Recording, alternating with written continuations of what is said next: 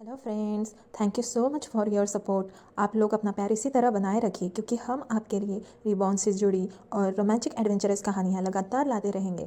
तो बिना देर किए चलिए कहानी शुरू करते हैं। कोई परिवार के लोगों ने एक दूसरे को देखा और उनके दिलों में एक बुरा अनुमान पैदा हुआ।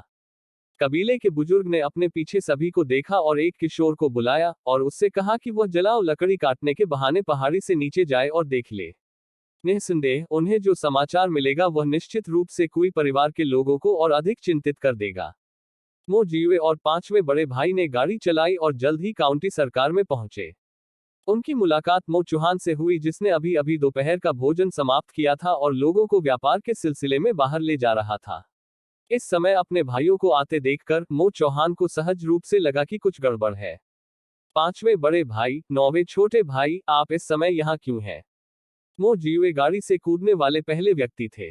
बिना एक शब्द कहे उसने कोई परिवार के सदस्य को, जिसने सूप में जहर मिलाया था, गाड़ी से बाहर खींच लिया और जोर से जमीन पर पटक दिया। आठवें बड़े भाई, यह कोई परिवार का सदस्य है। उसने वास्तव में श्रमिकों के सूप में जहर डालने का साहस किया। जब मो चौहान ने यह सुना तो वह भी क्रोधित हो गया। वह आगे बढ़ा और कुई जिन को बेरहमी से लात मारी। आप वास्तव में बेशर्मी से दुस्साहसी हैं। क्या आप जानते हैं कि अपराध विषाक्तता क्या है? गंभीर रूप से इसकी सजा मौत है। यह किक सीधे कुई जिन की कमर पर लगी। यह कोई हल्की किक नहीं थी। कुई जिन दर्द से चिल्लाया। मो चौहान का पीछा कर रहे क्लर्कों ने भी भाइयों की बातचीत सुनी। बहुत चतुराई से वे आए, कुई जिन को उठाया और यमन की ओर चल दिए। किसी ने चिल्लाकर कहा, जाओ और मजिस्ट्रेट को अदालत बुलाने और इस जहर के मामले की सुनवाई करने के लिए बुलाओ। यह देखकर कि कोई मजिस्ट्रेट मेन को लाने गया है, मो जीवे ने आठवें बड़े भाई से कहा, आठवें बड़े भाई, मेडिसिन हॉल में जाओ और एक डॉक्टर को आने के लिए कहो। मो चौहान कई महीनों तक यूं शहर में कैचर रहा था। वह यहाँ की हर चीज से बेहद परिचित थे। मो जीवे को बताए बिना वह पहले से ही जानता था कि कौन से डॉक्टर बेहतर थे। ठीक है, मैं अब चलता हूँ। घर पर लिटिल सिस्टर नाइन के अद्भुत चिकित्सा कौशल के कारण परिवार के बीमार पड़ने पर उन्हें कभी भी बाहरी डॉक्टर से पूछने की जरूरत नहीं पड़ी। मो चौहान ने सोचा कि घर पर जहर खाने वाले श्रमिकों में पहले से ही लक्षण दिख रहे थे। छोटी बहन नाइन अकेले इसे संभाल नहीं सकती थी, इसलिए नौवां छोटा भाई डॉक्टर लाने के लिए उत्सुक था। जहर देना कोई मामूली बात नहीं है। अगर इसे ठीक से नहीं संभाला गया तो इसकी जान पर बन सकती है। दरअसल मो चौहान ने अपने छोटे भाई की बातें ध्यान से नहीं सुनी। जब मो जीवे ने उनसे एक डॉक्टर को आमंत्रित करने के लिए कहा तो उनका मतलब काउंटी यामेन था और संख्या एक थी। लेकिन मो चौहान ने इसे बिल्कुल भी नहीं पकड़ा। वो शहर में गया और कई मेडिसिन हॉलों से सभी प्रसिद्ध डॉक्टरों को शीलिंग गांव में ले आया। लेकिन यह बात के लिए है। पांचवें बड़े भाई ने गाड़ी को यमीन प्रवेश द्वार के बाहर घोड़े के यार्ड में बांध दिया और मो जीवे के पीछे पीछे अंदर चला गया। यह सुनकर कि यह मो परिवार के सदस्य हैं, मेंग हुआइनिंग खरगोश से भी तेज गति से कोर्ट हॉल की ओर भागी। जब मो जीवे और पांचवें बड़े भाई ने उसे देखा तो वह अभी भी अपनी झुकी हुई मजिस्ट्रेट टोपी को सीधा कर रहा था। उन्हें देखकर मेंग हुआइनिंग उत्साहपूर्वक डेस्क के पीछे से निकली और उनसे बात करने के लिए हॉल के बीच में खड़ी हो गई। पांचवें बड़े भाई, नौवें बड़े भाई, वास्तव में क्या हुआ? यदि बाहरी लोगों ने संबोधन का यह रूप सुना होता तो उन्हें लगता कि ये कुछ सगे भाई मिल रहे हैं। मो जीवे और पांचवें बड़े भाई उस समय भी काफी गुस्से में थे, इसलिए उन्होंने मेंग हुआइनिंग के साथ छोटी मोटी बातचीत नहीं की।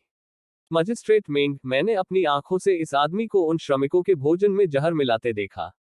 यमन के अंदर मो जीवे को लगा कि मेंग को भाई मेंग के रूप में संबोधित न करना बेहतर होगा। मेंग हुआइनिंग को भी समझ में आ गया कि यह उसके भावी चाचा के साथ बंधन में बंधने का समय नहीं है।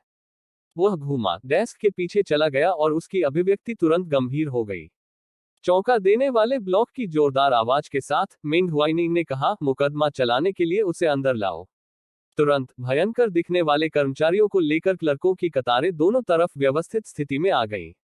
इस युद्ध व्यूह को देखकर कुई जिंग पहले से ही बुरी तरह डर गई थी। यहां तक कि उसे लगातार घुटने टेकने में भी परेशानी हो रही थी। मेंग हुआइनिंग ने सख्ती से पूछा, अदालत में घुटनों के बल बैठा आदमी कौन है? मेंग हुआइनिंग के साथ क्लर्कों के कर्मचारियों ने लयबद्ध तरीके से जमीन पर प्रहार किया। ऐसा दृश्य पहले कभी नहीं देखा था। कुई जिंग जमीन पर कांपते हुए लेट गया और बार बार अपना सिर मजिस्ट्रेट की ओर फर्श पर पटक रहा था। यह नीच शीलिंग गांव से कुई जिंग है। मेंग हुआइनिंग ने फिर से चौंका देने वाला ब्लॉक मारा। कुई जिंग, बोलो, तुमने मो परिवार के कार्यकर्ताओं को जहर क्यों दिया? यदि यह शीलिंग गांव में होता तो कुई जिंग में अभी भी आशा की किरण होती। भले ही मो जीवे ने वास्तव में कुछ भी नहीं देखा हो और सिर्फ झांसा दे रहा हो, जब तक वह दृढ़ता से इनकार करता है, दूसरे पक्ष के पास कुछ भी नहीं होगा। लेकिन अदालत में मामला अलग था। यून शहर के आम लोगों ने कहा कि यह व्यक्ति उच्च स्वर्ग से माननीय मजिस्ट्रेट था और किसी भी मामले ने उसे परेशान नहीं किया। कुई जिंग ने अपनी आंखों से मो फिफथ एल्डर को एक चीनी मिट्टी की बोतल में जहरीला सूप भरते देखा था। डॉक्टर की जांच से ही जहर मिलाए जाने का पता जरूर चल जाएगा। कुई जिंग को पता था कि इससे बचना संभव नहीं है। कबूल करने से पहले यातना सहने के बजाय वह जल्दी ही बोल सकता है और खुद कम कष्ट सह सकता है। महाराज, यह नीच व्यक्ति दोषी है, लेकिन यह अकेले मेरा विचार नहीं था। मेंग हुआइनिंग फिर से सख्ती से चिल्लाई, बोलो, यह मेरे कबीले के बुजुर्ग और कुछ कबीले के लोग थे। उन्हें ईर्ष्या थी कि मो परिवार आजकल बहुत अच्छी तरह से रह रहा है, इसलिए वे उनके लिए मुश्किलें बढ़ाना चाहते थे। बाद में हम सभी मो परिवार के कार्यकर्ताओं के भोजन में जहर डालने के बारे में सोचते हुए चर्चा करने के लिए एकत्र हुए। इस तरह मुआवजे की रकम मो परिवार को दिवालिया बना देगी। यह सुनकर क्या वहां मौजूद सभी लोगों को कुई परिवार को जहर देने के पीछे का मकसद बिल्कुल स्पष्ट नहीं था। ईर्ष्या के अलावा और कुछ नहीं कि शीलिंग गांव में मो परिवार दिन ब दिन बेहतर होता जा रहा था, जबकि कुई परिवार में गिरावट आ रही थी। आमतौर पर रचित फिफथ एल्डर ब्रदर इसके बारे में जितना अधिक सोचता था, उतना ही क्रोधित हो जाता था। मो परिवार के लोग केवल शीलिंग गांव में शांति से रहना चाहते थे। किसने सोचा होगा कि एक अगोचर ग्रामीण गांव में इतना धोखा होगा? गुस्से में पांचवें बड़े भाई ने कुई जिंग को कॉलर से पकड़ने के लिए आगे बढ़ाया और गुर्राया, तुमने सूप में कौन सा जहर डाला? किसी को फिर से हिंसक तरीके से उस पर हाथ डालते देख कुई जिंग घबरा गई और जल्दी से बोली, मुझे नहीं पता कि यह कौन सा जहर था। मेरे कुल के लोगों ने इसे प्राप्त किया था। वैसे भी यह इतना शक्तिशाली था कि मो परिवार इसे खाने के बाद दूर नहीं जा सका। पांचवें बड़े भाई को पता था कि कुई जिंग अब कुछ भी छिपाने की हिम्मत नहीं करेगा। चूंकि उसने कहा कि वह नहीं जानता, संभवतः वह वास्तव में नहीं जानता। उसने उस आदमी को वापस उसके पूर्व स्थान पर फेंक दिया और प्रवेश द्वार की ओर देखने लगा। मुझे याद है कि पास में एक मेडिसिन हॉल है। आठवां छोटा भाई एक डॉक्टर लाने के बाद अभी तक उसके साथ क्यों नहीं लौटा है? इस समय मो चौहान पहले से ही 1 दर्जन से अधिक डॉक्टरों का नेतृत्व तेजी से शीलिंग गांव की ओर कर रहा था। यह सुनकर कि मो चौहान डॉक्टरों को खोजने गए हैं, मेंग हुआइनिंग को और लोगों को भेजने की कोई जल्दी नहीं थी। चूंकि कुई परिवार के सभी सदस्यों ने जहर देने में हिस्सा लिया था, इसलिए स्वाभाविक रूप से उन्हें आसानी से नहीं छोड़ा जाएगा। उन्होंने प्रीफेक्ट शी को कुई जिंग से पूछताछ करने के लिए भेजा कि कितने कुलों ने भाग लिया, सरगना कौन था, उन्होंने क्या किया, इत्यादि। उसी समय उन्होंने क्लर्कों को तेजी से शीलिंग गांव की यात्रा करने और कुई निवास को घेरने के लिए भेजा।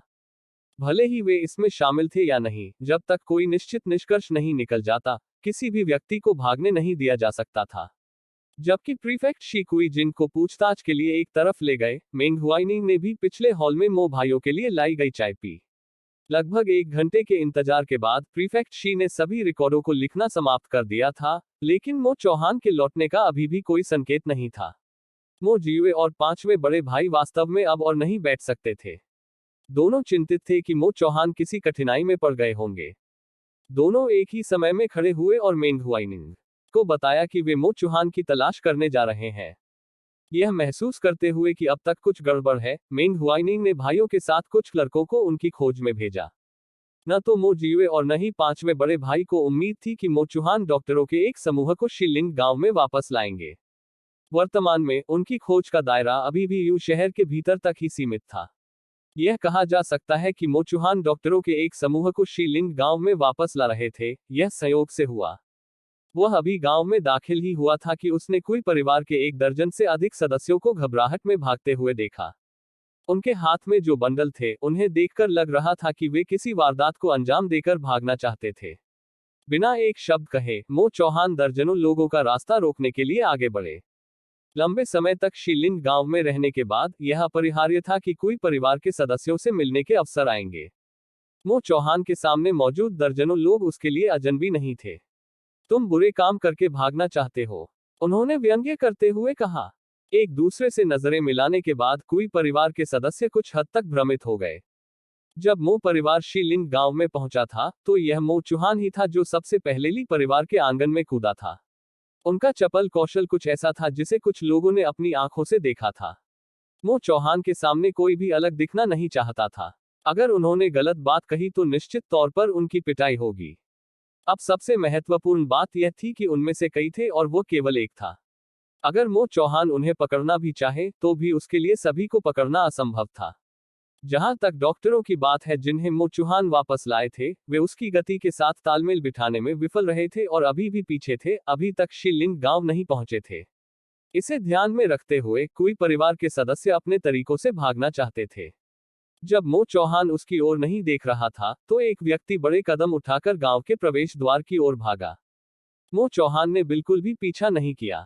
उसने तेजी से नीचे झुककर जमीन से एक छोटा पत्थर उठाया और भाग रहे व्यक्ति पर फेंक दिया।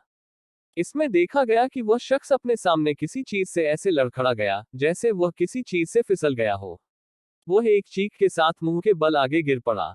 यह देखकर कोई परिवार के अन्य सदस्यों ने सोचा कि यह उनका मौका है। वे तितर बितर हो गए और गांव के प्रवेश द्वार की ओर भाग गए।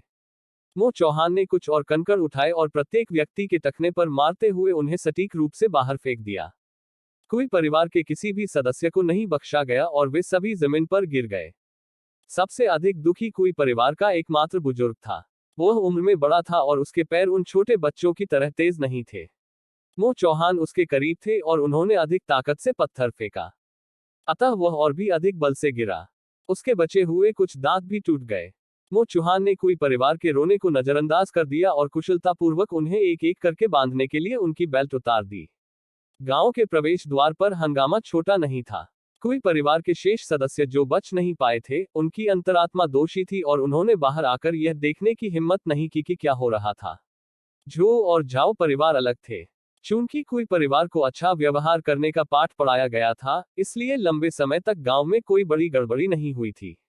अब देखने का उत्साह था, इसलिए बेकार लोग देखने के लिए बाहर भागे। संयोगवश झो और झाओ दोनों परिवारों के कुलपुरुष उपस्थित थे। मो चौहान ने उन दोनों से कहा, कृपया थोड़ी देर के लिए इन लोगों पर नजर रखने में मदद करें। मैं देखने के लिए पहाड़ की तलहटी में जाऊंगा और जल्द ही वापस आऊंगा। अब चूंकि मो चौहान एक सरकारी अधिकारी था, झो और झाओ परिवार के सदस्य स्वाभाविक रूप से उन लोगों को देखने के बारे में अस्पष्ट नहीं होंगे जिन्हें उसने पकड़ा था। इसके अलावा वे कोई परिवार के सामने अपनी शक्ति दिखाने का अवसर चूकने से अनिच्छुक थे। ठीक है कांस्टेबल मो, अपना काम जारी रखो, हम उन पर नजर रखेंगे। मो चौहान ने धन्यवाद देने के बाद वह पहाड़ की तलहटी की ओर दौड़ पड़ा। वह देखना चाहते थे कि उन मजदूरों की विषाक्तता की स्थिति क्या थी। परिणामस्वरूप जब वह अपने परिवार के गृहस्थल पर पहुंचा तो उसने जो देखा वह उसकी कल्पना से बिल्कुल अलग था। कर्मचारी व्यवस्थित रूप से अपना काम कर रहे थे, उनमें जहर का कोई लक्षण नहीं दिख रहा था। यह सही नहीं है। क्या छोटे भाई ने यह नहीं कहा कि कोई परिवार के सदस्यों ने उनके सूप में जहर मिला दिया था? ये लोग कैसे ठीक थे? जैसे ही मो चौहान हैरान था, हुकांग, जो ऊपर से निर्देशन कर रहा था, को उसके आगमन का पता चला। हुकांग तुरंत आगे बढ़े, 8वें यंग मास्टर, क्या आप आज अपनी पोस्ट पर नहीं गए? मो चौहान पूरी तरह से चकित था। बड़े भाई हु, मेरे छोटे भाई ने कहा कि कोई परिवार यहाँ लोगों को जहर देने आया था। क्या यह सच है? हुकांग को नहीं पता था कि मो चौहान ने क्या गलत समझा है। उसने थोड़ा सिर हिलाया और उदासीनता से कहा, वास्तव में यही मामला है। जहर देने वाले को पहले ही युवा मास्टर्स द्वारा यमन में भेज दिया गया है। मो चौहान अभी भी भ्रमित था, लेकिन ये लोग जहर के किसी भी लक्षण के बिना स्पष्ट रूप से ठीक है। तभी हुकांग को एहसास हुआ कि मो चौहान ने कुछ गलत समझा है। सौभाग्य से 9वें यंग मास्टर ने समय पर आकर जहर देने वाले को पकड़ लिया, अन्यथा एक बड़ी आपदा घटित हो सकती थी। क्या यह एक आपदा नहीं होनी चाहिए? अभी अभी वह झिरन देखने के लिए आने से खुद को नहीं रोक सका। उसने मौके पर ही तय कर लिया कि सूप में आर्सेनिक था। कौन नहीं जानता कि आर्सेनिक क्या है? यह अत्यंत विषैला जहर है। हुकांग को पता था कि मो चौहान का व्यक्तित्व चिड़चिड़ा था। उसे डर था कि वह आवेग में आकर किसी को चोट पहुंचाएगा, जिससे अनावश्यक परेशानी होगी। इसलिए उन्होंने साफ तौर पर यह बात नहीं कही। वैसे भी मो जीवे पहले ही कुछ जहरीला सूप यमन में ले जा चुका था। हालांकि दाशुन में आर्सेनिक जैसे जहरीले जहर की बिक्री प्रतिबंधित थी, लेकिन आम डॉक्टर इसकी पहचान कर सकेंगे। समय आने पर यमन डॉक्टरों से इसकी पहचान करने के लिए कहेगा और कुई परिवार के सदस्यों को तदनुसार दोषी ठहराया जा सकता है। फू कान की बातें सुनने के बाद मो चौहान ऐसे होश में आए मानो किसी सपने से जागे हों। अभी जब छोटे भाई ने उससे कहा कि किसी डॉक्टर को बुला लाओ, तो यहाँ की बजाय यामीन चला जाना था। सौभाग्य से उसने गलत समझा, अन्यथा उसने उन भयावह कुई परिवार के सदस्यों को भागने का मौका दे दिया होता। यह जानते हुए कि उसने झूठा अलार्म लगाया था, मो चौहान तुरंत काउंटी सरकार के पास वापस जाने वाला था। वह अभी गांव के प्रवेश द्वार तक ही पहुंचा था, तभी उसे मिले डॉक्टर और मेंग हुआइनिंग द्वारा भेजे गए अधिकारी भी वहां पहुंच गए। कुई परिवार के लगभग 1 दर्जन सदस्य जो अभी पकड़े गए थे, उन्होंने फिर से भागने की कोशिश करने के संकेत दिखाए। इससे स्पष्ट था कि वे जहरखुरानी की घटना में शामिल थे। अब मेंग हुआइनिंग को दूसरा आदेश जारी करने की कोई जरूरत नहीं थी। मो चौहान ने सीधे तौर पर निर्देश दिया कि 2 अधिकारी कुई परिवार की सुरक्षा के लिए रुकें, जबकि बाकी कुई परिवार के कुछ भागे हुए सदस्यों को यमन में वापस ले गए। काउंटी यामेन छोड़ने के बाद मो जियुए और 5वें बड़े भाई मो चौहान की तलाश के लिए अलग अलग रास्ते पर चले गए। उन्होंने शहर के एक मेडिकल हॉल में पूछा और उन्हें बताया गया कि कांस्टेबल मो वास्तव में डॉक्टरों को आमंत्रित करने के लिए वहां गए थे। उन्होंने कहा कि वह लोगों को बचाने के लिए शीलिंग गांव जा रहे थे। मो जियुए ने अपने दिल में समझा कि यह उसका अविवेकी 8वां भाई होगा जिसने कुछ गलत समझा होगा और उन डॉक्टरों को गांव वापस ले आया। इसलिए उसने शीलिंग गांव की ओर अपनी गति तेज कर दी, इस उम्मीद में कि वापसी में वह उसे पकड़ लेगा। आधे रास्ते में उसकी मुलाकात मो चौहान और अन्य लोगों से हुई, जो उन कुई परिवार के सदस्यों को काउंटी यामेन में वापस ले जा रहे थे। दोनों भाई उन कुई परिवार के सदस्यों को एक साथ वापस ले गए। अब तक शाम होने को थी। यमीन आमतौर पर इस दौरान आधिकारिक कामकाज नहीं संभालेंगे, लेकिन चूंकि यह मो परिवार का व्यवसाय था, इसलिए शाम ढलने की बात तो दूर, भले ही आधी रात हो, मेंग हुआइनिंग अभी भी बाहर जाती थी। मामले को लेकर कोई संदेह नहीं था। डॉक्टरों से इसकी पहचान कराने के बाद पुष्टि हुई कि सूप में मौजूद जहर आर्सेनिक था। जहां तक के स्रोत का सवाल है, मेंग हुआइनिंग ने जल्द ही इसकी जांच की। यह सामान उन्हें डिप्टी मजिस्ट्रेट कुई द्वारा दिया गया था, ताकि जरूरत पड़ने पर कुई परिवार के सदस्यों को कुछ संदिग्ध व्यवसाय में मदद मिल सके। डिप्टी मजिस्ट्रेट कुई के पतन के बाद इस सामान का कोई उपयोग नहीं रहा, इसलिए इसे शीलिंग गांव में कुई परिवार के पास छोड़ दिया गया। आज वे वास्तव में उन मजदूरों को मारने के लिए ऐसे घातक जहर का प्रयोग करना चाहते थे। इससे पता चलता है कि उनके इरादे कितने खराब थे। सौभाग्य से मो जियुए द्वारा समय रहते घटना का पता चल गया, अन्यथा एक बड़ी आपदा घटित हो सकती थी। फिर भी मेंग हुआइनिंग कुई परिवार के सदस्यों को आसानी से जाने नहीं देगी। जिस यून शहर पर उसने शासन किया, वह कभी भी ऐसे दुर्भावनापूर्ण लोगों के अस्तित्व की अनुमति नहीं देगा। रात भर की पूछताछ के बाद कुई परिवार ने कबूल किया कि कुछ महिलाओं और बच्चों को छोड़कर, जो इसमें शामिल नहीं थे, बाकी कबीले के अधिकांश लोग कमोबेश कुछ हद तक इसमें शामिल थे। मेंग हुआइनिंग को लगा कि न केवल पूर्व कुई काउंटी मजिस्ट्रेट बेहद दुष्ट था, बल्कि कुई कबीला भी पूरी तरह से सड़ चुका था। इसलिए उन्होंने कुई कबीले को कड़ी सजा दी। 3 दिन बाद पूरे कुई कबीले को मेरे लिए पश्चिमी क्षेत्रों में निर्वासित कर दिया गया और उन्हें अपने शेष जीवन के लिए जाने से रोक दिया गया। यमन धावकों ने आदेश प्राप्त किया और तुरंत जीलिंग गांव गए और कुई परिवार के सभी सदस्यों को पकड़ लिया, केवल उन्हें भेजने से पहले 3 दिनों में मेंग हुआइनिंग द्वारा दस्तावेजों को अंतिम रूप देने की प्रतीक्षा की। कुई कबीले की सभी जमीनें और घर जब्त कर लिए गए, जिससे एक बार फिर मो परिवार को अपनी संपत्ति का विस्तार करने का मौका मिला। इस बार मो जियुए अपने परिवार पर विचार नहीं कर रहे थे। पहाड़ की तलहटी में जागीर स्थल और बंजर भूमि उसके अपने परिवार के उपयोग के लिए पहले से ही पर्याप्त थी। उनका इरादा अपने अधीनस्थों की मदद करना था, जो रिश्तेदारों से मिलने के लिए घर लौटे थे। कुछ जमीन और संपत्ति हासिल की, जो मो परिवार की ओर से इन भाइयों के लिए एक मुआवजा भी था, जिन्होंने कई वर्षों तक जीवन और मृत्यु के माध्यम से उनका साथ दिया था। ग्रामीण इलाकों में रहते हुए व्यक्ति को स्थानीय रीति रिवाजों का पालन करना चाहिए। हर दिन कुछ खेती और बुनाई करने में खर्च करने के साथ साथ उसकी भाभीियों की चतुराई भी उन्हें एक साथ पैसे कमाने के लिए प्रेरित करती थी। संक्षेप में, ऐसे गांवों में सबका एक साथ रहना कोई बुरी बात नहीं होगी। यह सुनकर कि मो जियुए कुई कबीले की संपत्ति खरीदना चाहता है, मेंग हुआइनिंग बिना किसी हिचकिचाहट के सहमत हो गई। इसके अलावा उन्होंने यथासंभव न्यूनतम कीमत की पेशकश की। अप्रत्याशित रूप से कुई कबीले के एकल बुरे कृत्य से मो परिवार को लाभ हुआ। अब जिलिंग गांव में मूल झाओ और झो मूल परिवारों के अलावा मो, फैंग और जी परिवार भी थे। निश्चित रूप से भविष्य में जीलिंग गांव में रहते हुए परेशानी पैदा करने के लिए आने वाले कोई कबीले जैसे कोई और उपद्रवी नहीं होंगे। कोई कबीले के कारण आया तूफान बहुत तेजी से गुजर गया और मो परिवार की विभिन्न निर्माण परियोजनाएं अभी भी तेजी से आगे बढ़ रही थी। 10 दिनों से अधिक की कड़ी मेहनत के बाद खरगोश शेड आखिरकार पूरा हो गया। परिवार के सभी मूल खरगोशों को नए खरगोश शेडों में स्थानांतरित करने के लिए सभी ने मिलकर काम किया। नए खरगोश शेड मूल शेड से दर्जनों गुना बड़े थे। हालांकि मूल मादा खरगोश पहले से ही बेतहाशा प्रजनन कर रही थी, फिर भी उन्होंने खरगोश शेड का केवल 5वां हिस्सा ही लिया। झिरन ने मूल रूप से प्रजनन के लिए दुकान से कुछ खरगोश खरीदने के लिए विदेशियों को एक बहाने के रूप में कुछ और बार उपयोग करने की योजना बनाई थी। बाद में उसे पता चला कि उन मादा खरगोशों का पेट फिर से बड़ा हो गया था और परिवार में वयस्क मादा खरगोशों की संख्या बढ़ रही थी। उनका मानना कि आदर्श प्रजनन मात्रा बहुत पहले ही हासिल कर ली जाएगी। बेशक खरगोश शेड के पैमाने के विस्तार के साथ हे झिरन की नई योजनाएं थी। भाभीियों ने पहले ही कहा था कि रंगों से रंगे खरगोश के फर को अगर लबादा या कपड़ा बनाया जाए तो वो निश्चित रूप से बहुत सुंदर लगेगा। यह बात वह झिरन कभी नहीं भूला था। आधुनिक समय में वे खूबसूरत अंगोरा बुने हुए कपड़े न केवल अच्छे दिखते थे बल्कि अच्छी तरह से गर्म भी रहते थे। यदि इनका सफलतापूर्वक उत्पादन किया जा सके तो यह आय का एक बड़ा स्रोत होगा। वह झिरन पहले से ही दुकान के स्थान पर अंगोरा खरगोशों के एक बड़े समूह को पाल रहा था, जो आज ही वयस्कता तक पहुंचे थे और कुछ खरगोशों से गर्भवती भी थी। अब उन्हें खुले में लाने का समय आ गया है। संयोग से मो जीवे आज खाली थे, इसलिए उन दोनों ने गाड़ी शहर में चलाई, दुकान की जगह से सभी खरगोशों को उनके पिंजरों सहित बाहर निकाला और उन्हें किराए के यार्ड में रख दिया। हमेशा की तरह मो जीवे अपने परिवार के भाइयों को घर ले जाने के लिए बैलगाड़ी किराए पर लेकर आए।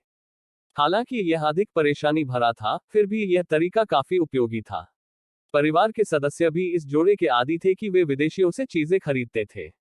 अंगोरा खरगोशों की वापसी से एक बार फिर परिवार की महिलाओं को खुशी हुई, विशेषकर जब भाभीियों ने सुना कि अंगोरा फर से सुंदर कपड़े बनाए जा सकते हैं, तो उन्हें यह और भी अधिक पसंद आया। अब परिवार में पाले गए खरगोशों की संख्या बढ़ती जा रही थी।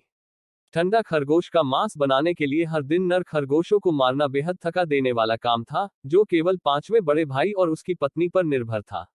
5वें बड़े भाई और उसकी पत्नी ने इस अवधि के बाद पहले ही खरगोश पालने के बहुत सारे कौशल सीख लिए थे और अब वे हे झिरन से भी अधिक जानकार थे, जिन्होंने इस मार्ग का नेतृत्व किया था। भविष्य में 5वां बड़ा भाई जोड़ा खरगोश शेड का प्रभारी बना रहेगा, लेकिन उन्हें मदद के लिए और लोगों को नियुक्त करना होगा। इस तरह 5वें बड़े भाई और उसकी पत्नी को ज्यादा व्यस्त नहीं रहना पड़ेगा और उन्हें अन्य काम करने के लिए अपना कुछ समय मिल सकेगा। भविष्य में पैमाने का विस्तार जारी रखना है या नहीं, यह तांग मिंगरुई की व्यावसायिक स्थिति पर निर्भर करेगा। तांग मिंगरुई की बात करें तो वह वास्तव में भविष्य में एक बड़ा व्यापारी बनने के योग्य था। कुछ ही महीनों में मो परिवार और बाहर पाए गए अपने स्वयं के व्यावसायिक स्रोतों के सहयोग से उसने अब बड़ी मात्रा में पूंजी जमा कर ली है। जब उसने सुना कि मो परिवार खरगोश प्रजनन के पैमाने का विस्तार कर रहा है, तो वह मो परिवार के लोगों से भी अधिक उत्साहित हो गया। ज्ञात हो कि मो परिवार द्वारा उत्पादित ठंडा खरगोश का मांस अब केवल प्रीफेक्चुरल शहर के रेस्तरां में नहीं बेचा जा रहा था। जैसे जैसे ठंडे खरगोश के मांस की मात्रा धीरे धीरे बढ़ती गई, उन्होंने अन्य शहरों के कई रेस्तरां से भी संपर्क किया और उनके साथ दीर्घकालिक बिक्री अनुबंध पर हस्ताक्षर किए। मो परिवार के खरगोश प्रजनन पैमाने के विस्तार ने उन्हें अनगिनत गुना अधिक लाभ दिया। हाल ही में वह बहुत लगन से मो परिवार की ओर भाग रहा था। ठंडा खरगोश का मांस केवल तभी ताजगी सुनिश्चित कर सकता है अगर इसे हर दिन ताजा बनाया जाए। यह कहा जाना चाहिए कि तांग मिंगरुई के हाथों में अब चांदी थी। व्यक्तिगत रूप से सामान इकट्ठा करने के लिए जाने के इस प्रकार को लोगों को काम पर रखकर पूरी तरह से नियंत्रित किया जा सकता था, लेकिन फिर भी उन्होंने इसे स्वयं करने पर जोर दिया। समय के साथ मो परिवार के दरवाजे की दहलीज उसके द्वारा लगभग खराब हो गई थी। इतना ही नहीं, तांग मिंगरुई अक्सर खाली हाथ नहीं आते थे। जब वह बाहर जाते थे तो कमोबेश कुछ छोटे उपहार लाते थे जो उन्होंने एकत्र किए थे। हालांकि सभी के पास उपहार थे, कई बार बाद उसने झिरन को कुछ गलत देखा। सतह पर तांग मिंगरुई ने मो परिवार के सभी सदस्यों के लिए उपहार तैयार किए थे, लेकिन करीब से निरीक्षण करने पर उसने मो हन्यू के लिए जो उपहार तैयार किए थे उन पर सबसे ज्यादा विचार किया गया। उदाहरण के लिए, तांग मिंगरुई पहली बार मो परिवार के लिए उपहार लेकर आए, यह नए साल के ठीक बाद था। वह व्यापार करने के लिए दूसरे शहरों में गया और वहां की स्थानीय विशेषता ओसमंथस केक थी। हालांकि केक का नाम ऑस्मेंथस केक था, लेकिन इसमें कई फ्लेवर भी थे। तांग मिंगरुई ने मो परिवार के अन्य सदस्यों के लिए जो ओसमेंथस केक खरीदे थे, वे सभी मूल सफेद चीनी स्वाद वाले थे, जबकि मो हन्यू के एक डिब्बे में 3 स्वाद थे। इतना ही नहीं, उस डिब्बे में ऑस्मेंथस केक भी अलग अलग आकार में बंटे हुए थे, जिससे उन्हें खाने का मन नहीं कर रहा था। और कुछ दिन पहले तांग मिंगरुई ने मो परिवार में सभी को कपड़े का एक बोल्ट दिया। हालांकि वह कपड़ा काफी मूल्यवान लग रहा था, मो हन्यू को दिया गया कपड़ा विशेष रूप से विशेष था। जब मो परिवार राजधानी शहर में था तो वे भी एक प्रतिष्ठित घराने थे। स्वाभाविक रूप से वे अच्छे सामान को पहचानते थे। सभी ने एक नजर में पहचान लिया कि तांग मिंगरुई ने मो हन्यू को जो कपड़ा दिया था वह शुभ ब्रोकेड निकला। यह अत्यंत दुर्लभ महीन कपड़ा था। यहाँ तक महल में शाही सहचरियों को भी सम्राट से जबरदस्त अनुग्रह प्राप्त करना पड़ा। केवल जब सम्राट खुश होता था तो वह उन्हें कपड़ों का एक सेट बनाने के लिए पर्याप्त कपड़ा देता था। तांग मिंगरुई ने उदारतापूर्वक मो हन्यू को सीधे शुभ ब्रोकेड का एक टुकड़ा दिया। बूढ़ी औरत मो एक बहुत ही समझदार व्यक्ति थी। इन 2 उपहारों के माध्यम से उसे और हे झिरन दोनों को कुछ सुराग मिले। तांग मिंगरुई को मो हन्यू में दिलचस्पी थी। बेशक इतनी कीमती चीज के साथ मो परिवार इसे कभी स्वीकार नहीं करेगा। हालांकि तांग मिंगरुई का शुभ ब्रोकेड नहीं दिया गया था, लेकिन उसके कार्यों को पर्यवेक्षक द्वारा स्पष्ट रूप से देखा जा सकता था। न केवल बूढ़ी औरत मो ने इसे देखा, हे झिरन और कई भाभियों ने भी इसे स्पष्ट रूप से देखा। तांग मिंगरुई विशुद्ध रूप से मो हन्यू को एक उपहार देना चाहता था, इसलिए उसने इस पद्धति का उपयोग किया। दूसरी भाभी को बातें अपने तक ही सीमित रखने में कठिनाई होती थी। रात के खाने के बाद वह परिवार की महिलाओं को साथ ले गई और अपनी सास के सामने गपशप करने लगी। माँ, क्या आपने देखा है कि यंग मास्टर टैंग हन्यू के प्रति बहुत अच्छा है? हालांकि ओल्ड लेडी मो को उत्तर पश्चिम में निर्वासित कर दिया गया था, लेकिन उस तरह की गहरी जड़ें जमाने वाली विचारधारा को एक बार में पूरी तरह से नहीं बदला जा सका। उनकी राय में तांग मिंगरुई चाहे कितना भी उत्कृष्ट क्यों न हो, वह अभी भी एक व्यवसायी था, जबकि मेंग हुआइनिंग अलग थी। भले ही वह अधिकारी नहीं बने, फिर भी वह एक विद्वान परिवार से आते थे। दोनों की तुलना करने पर भी वह साहित्यिकता को अधिक महत्व देती थी। बूढ़ी औरत मो ने तांग मिंगरुई को नीची नजर से नहीं देखा। अगर उसके पास विकल्प होता तो वह अपनी बेटी की शादी किसी साहित्यकार से करना पसंद करती थी। बेशक वह उस तरह की मां नहीं बनना चाहती थी जो अपने बच्चों के लिए सभी निर्णय लेती हो। अगर मो हन्यू को मेंग हुआइनिंग पसंद नहीं थी और उसके बजाय तांग मिंगरुई पसंद थी, तो वह भी उनके रिश्ते को मंजूरी देना पसंद करेगी। बूढ़ी महिला मो मूल रूप से हे झिरन के साथ इस पर चर्चा करना चाहती थी, लेकिन उसे उम्मीद नहीं थी कि उसकी दूसरी बहू पहले बोलेगी। उसने सबसे पहले मो हन्यू पर नजर डाली, जिसका चेहरा लाल हो गया था, और धीरे से बोली, हन्यू, क्या आपने नहीं कहा कि आपका खरगोश आज रात बच्चों को जन्म दे सकता है? कुछ चीजों से गुजरने के बाद मो हन्यू अब पहले की तरह बचकाना नहीं रहा। वह जानती थी कि एक युवा महिला के रूप में उसके लिए ऐसे मामलों की चर्चा में शामिल होना अनुचित था। हालांकि वह किसी ऐसे व्यक्ति से शादी भी नहीं करना चाहती थी जिसे वह पसंद नहीं करती थी। जाने से पहले उसने ओल्ड लेडी मो के कान में फुसफुसाया, माँ, आपकी बेटी के मन में यंग मास्टर टैंग के लिए कोई रोमांटिक भावना नहीं है। चूंकि उसने यह कहने की पहल की, इसने ओल्ड लेडी मो को पूछने की परेशानी से बचा लिया। बूढ़ी औरत मो अब अपनी बेटी की मानसिकता को अच्छी तरह से समझ गई थी। मो हन्यू के जाने के बाद बूढ़ी महिला मो ने अपनी बहुओं से गंभीरता से कहा, मैं हन्यू की स्थिति को अच्छी तरह से जानती हूँ।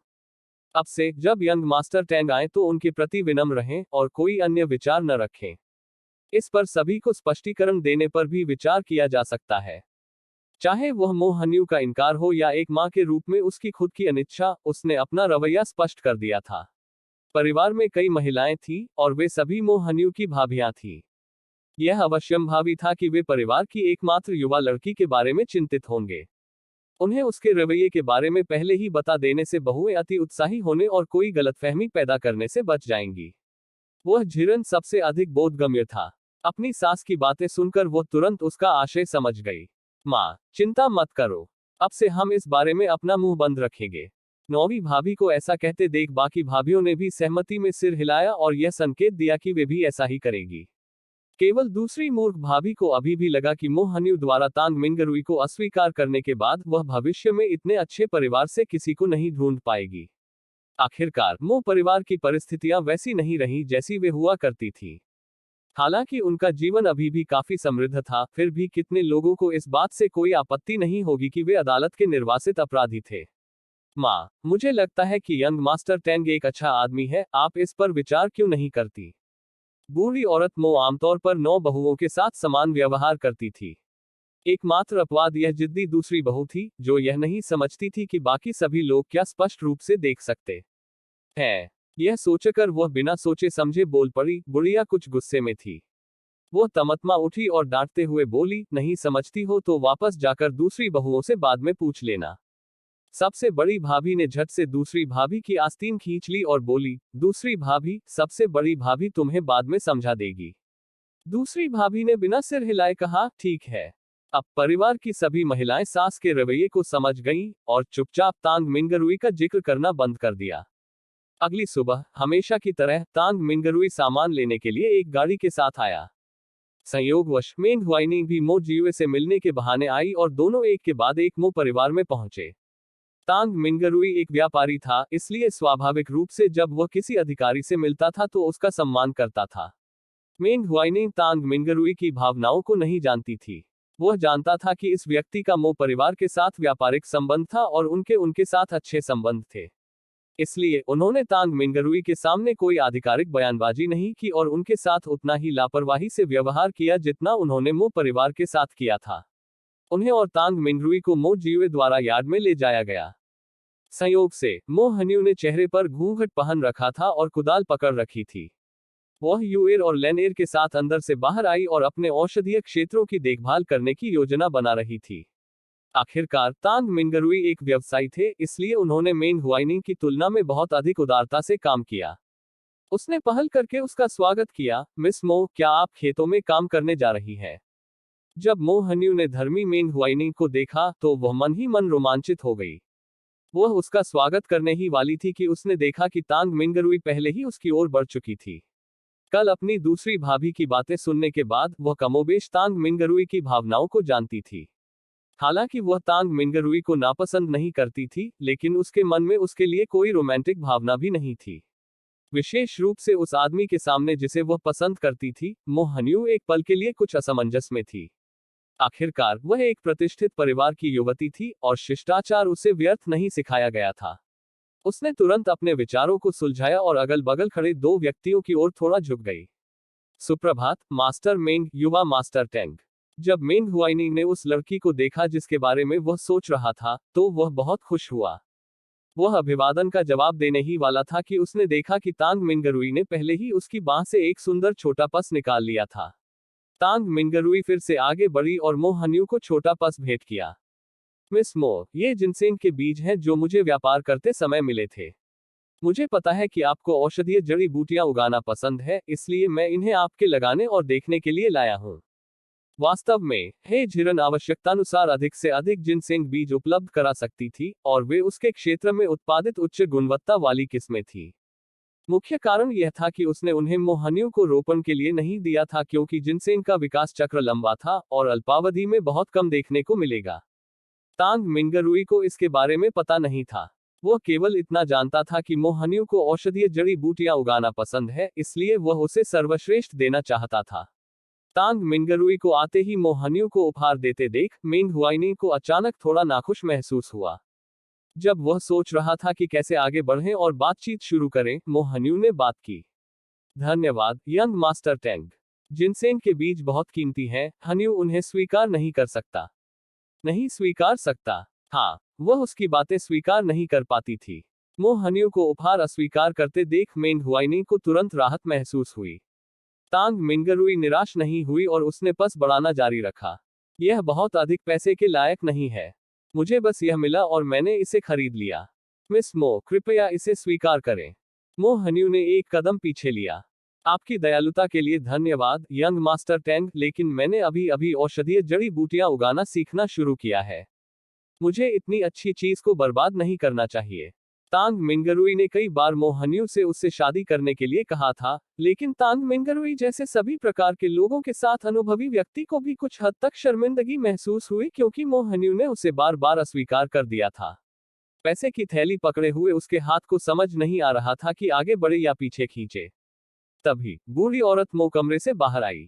उसने आंगन में हंगामा सुना था और कुछ देर तक देखने के बाद उसने स्थिति को शांत करने में अपनी बेटी की मदद करने के लिए बाहर आने का फैसला किया। हालांकि इससे पहले कि वह कुछ कह पाती, मेंग हुआइनिंग, जो इस समय चुप थी, उसके पास आई। मेंग हुआइनिंग बहुत आदरणीय थी। उन्होंने ओल्ड लेडी मो को गहराई से प्रणाम किया और कहा, शुभ दिन ओल्ड लेडी मो। बूढ़ी महिला मो ने उदारतापूर्वक सिर हिलाया। आज मिस्टर मेंग को हमारे विनम्र निवास में क्या लाया है? मेंग हुआइनिंग ने अपनी आस्तीन में छिपी हुई अपनी मुट्ठियों को भींच लिया और साफ किया। काफी समय के बाद उन्होंने आखिरकार अपना संकल्प मजबूत किया और कहा, यह जूनियर शादी के लिए मो हन्यू का हाथ मांगना चाहता है। मैं उसे इस जीवन काल में अपनी एकमात्र पत्नी बनाने की प्रतिज्ञा करता हूं और कभी भी उपपत्नी नहीं बनाऊंगा, भले ही मैं निःसंतान रहूं। भगवान जानता है कि मेंग हुआइनिंग ने इतने सारे लोगों के सामने ये शब्द कहने के लिए कितना साहस जुटाया था। उसने मूल रूप से अपने परिवार को एक औपचारिक पत्र भेजने से पहले अपनी भाभी को आने और शादी का प्रस्ताव रखने में मदद करने के लिए कहने से पहले मो हन्यू से अधिक परिचित होने, युवा महिला को अपने जैसा बनाने की योजना बनाई थी। इससे यह भी पता चलेगा कि वह मो हन्यू को कितना महत्व देता था। लेकिन यह देखने के बाद कि आज तांग मिंगरुई के इरादे कितने स्पष्ट थे, अगर उसने मेढक को धीरे धीरे उबालने की रणनीति जारी रखी तो उसे डर था कि दुल्हन को कोई और छीन लेगा। मेंग हुआइनिंग के चरित्र के बारे में ओल्ड लेडी मो की समझ से वह जल्दबाज किस्म का नहीं था। इसके अलावा वह यह भी देख सकती थी कि वह युवक किसी को औपचारिक प्रस्ताव के साथ उनके घर भेजने वाला था। मेंग हुआनिंग के शब्दों ने वास्तव में ओल्ड लेडी मो को चौंका दिया। हालांकि चूंकि उसने पहली बार मेंग हुआइनिंग से अपनी बेटी की शादी को मंजूरी दे दी थी, इसलिए वह स्वाभाविक रूप से अब उसे अस्वीकार नहीं कर सकती थी। चूंकि मिस्टर मेंग की रुचि है, हम इस पर चर्चा करने के लिए बैठ सकते हैं। बूढ़ी महिला मो के शब्द मेंग हुआइनिंग को एक बड़ा आश्वासन देने जैसे थे। मेंग हुआइनिंग ने जल्दी से अपनी मुट्ठी बंद कर ली। बूढ़ी औरत, कृपया मुझे 3 दिन का समय दें। मैं सगाई के लिए उपहार तैयार करूंगा और आधिकारिक प्रस्ताव के साथ शहर के सबसे अच्छे मैचमेकर को आपके घर भेजूंगा। समय कम था, इसलिए अपनी भाभी को मदद के लिए आने के लिए कहना शायद संभव नहीं था।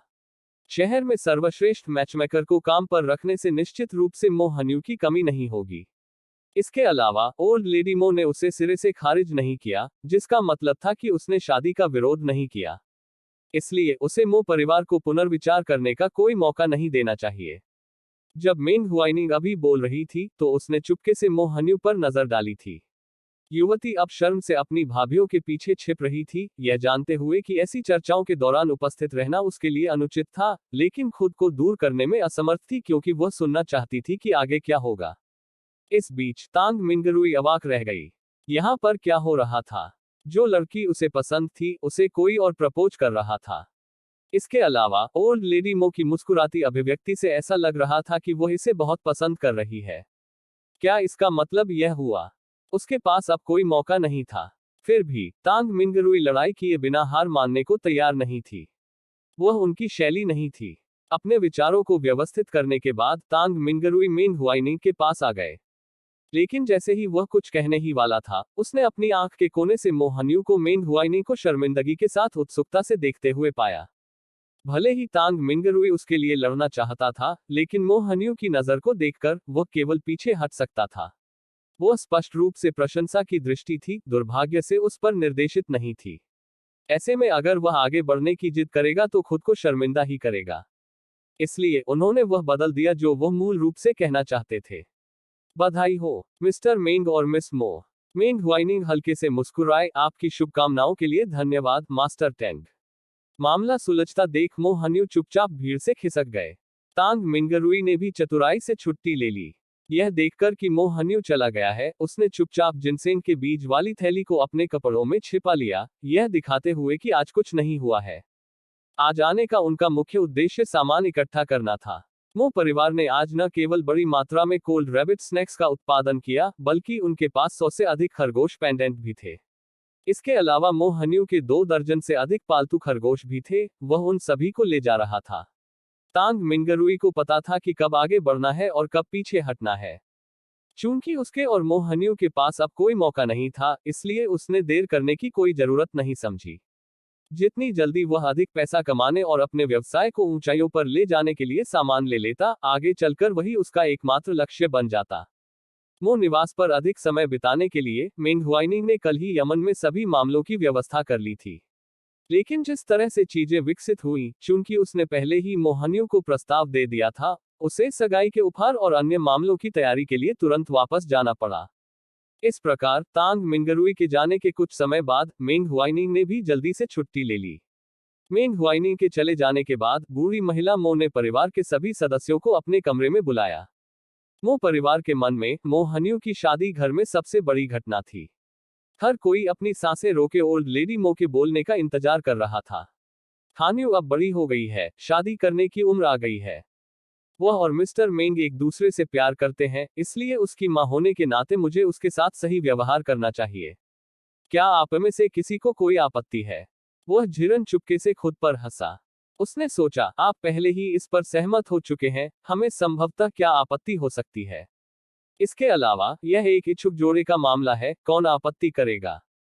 जबकि ओल्ड लेडी मो की हरकतें आज हे झिरन को अपरिचित लगी, दूसरी भाभियों ने सोचा कि यह बिल्कुल सामान्य था। राजधानी में मो परिवार भी एक प्रतिष्ठित और शक्तिशाली घराना था। घर की महिला के रूप में ओल्ड लेडी मो के पास स्वाभाविक रूप से अपनी गरिमा और अधिकार था।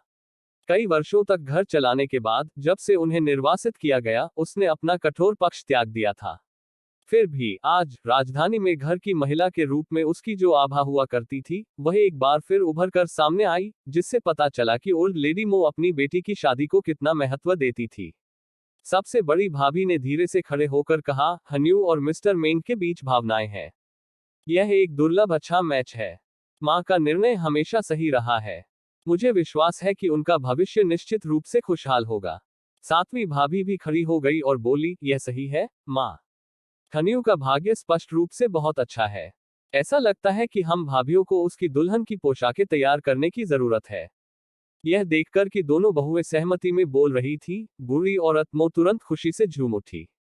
अद्भुत, अद्भुत। अब समय आ गया है कि हमारे मो परिवार के पास चीजों को जीवंत बनाने का एक खुशी का अवसर हो।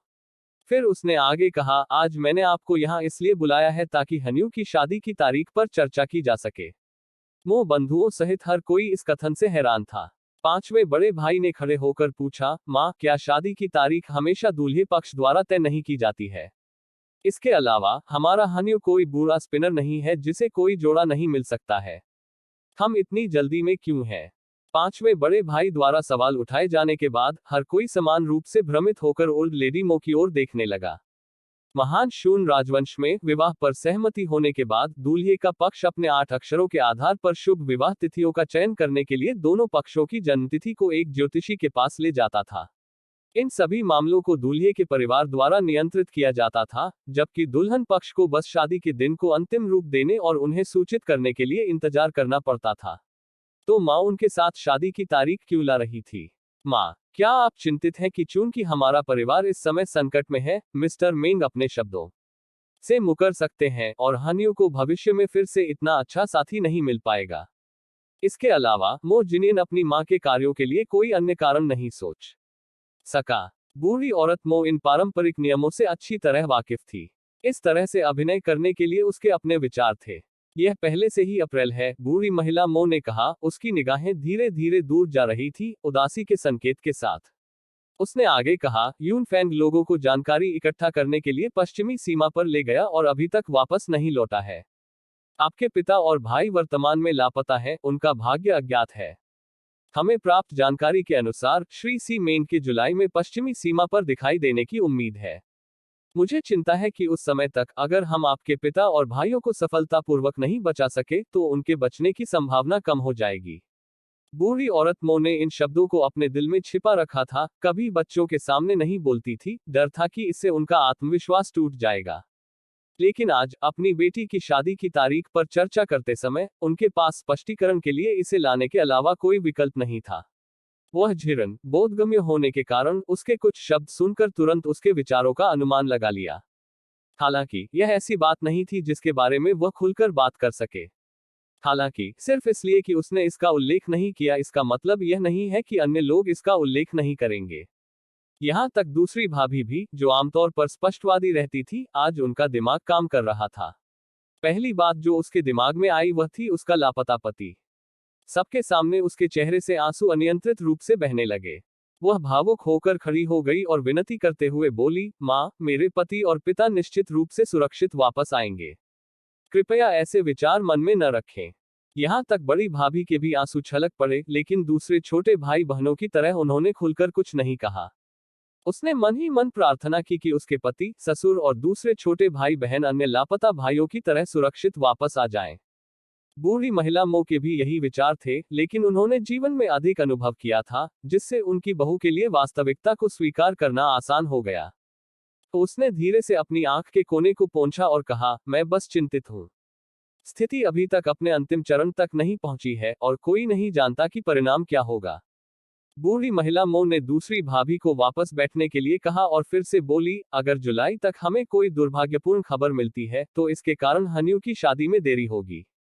हम उन अलिखित नियमों के कारण हानियों की आजीवन खुशी में देरी नहीं होने दे सकते।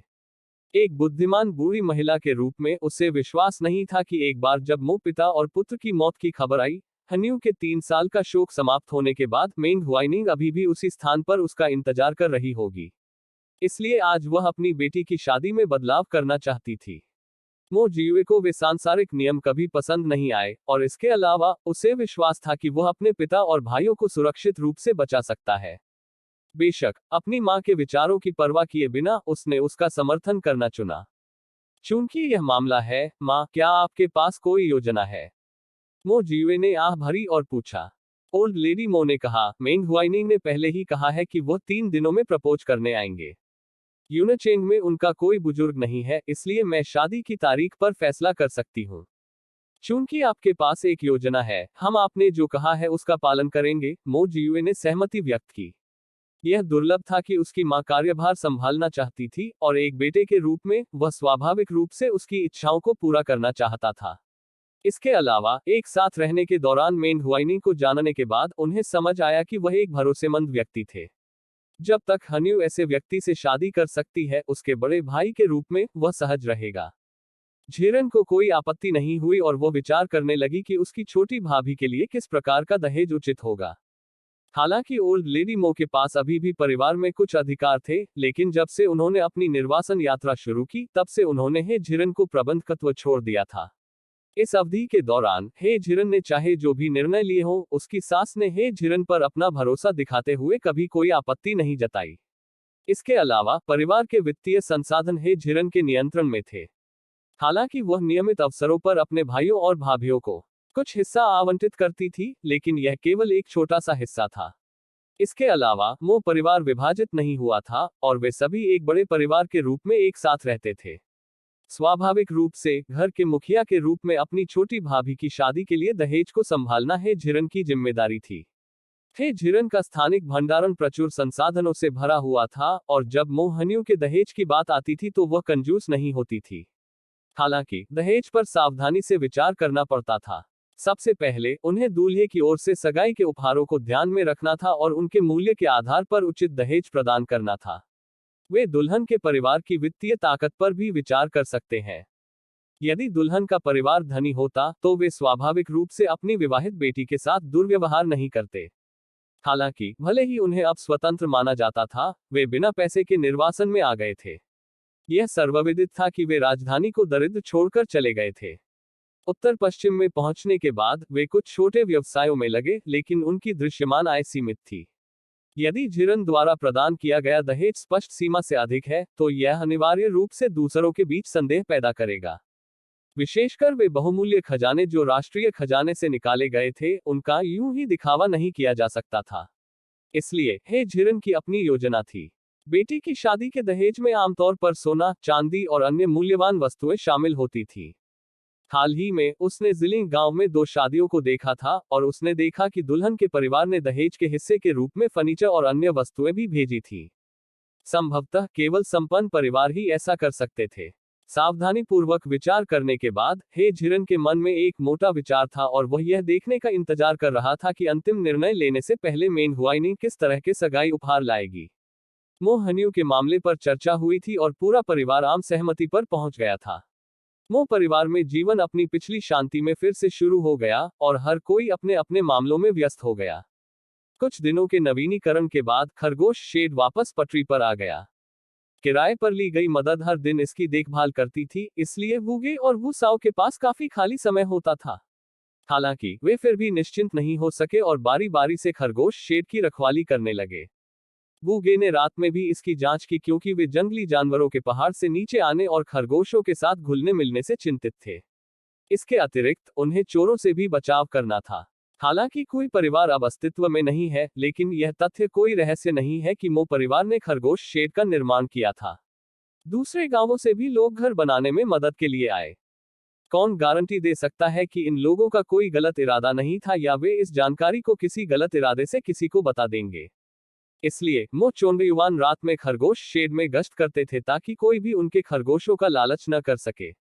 हे झिरन और मो जियुए के मन में भी यह बात थी।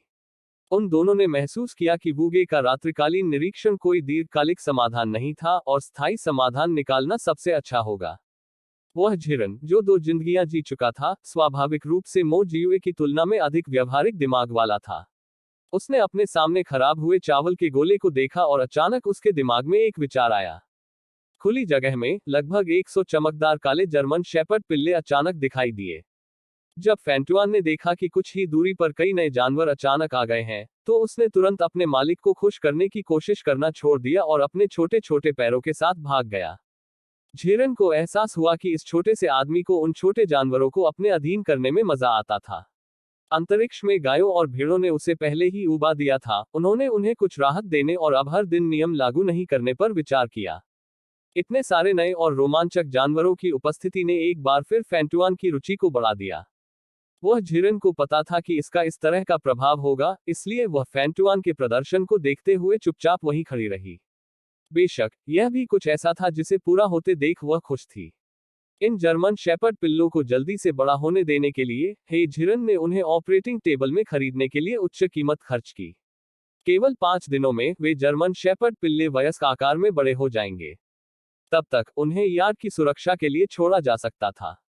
एक अकेला खरगोश हच अकेले इतने सारे जर्मन चरवाहों की देखरेख नहीं कर सकता था।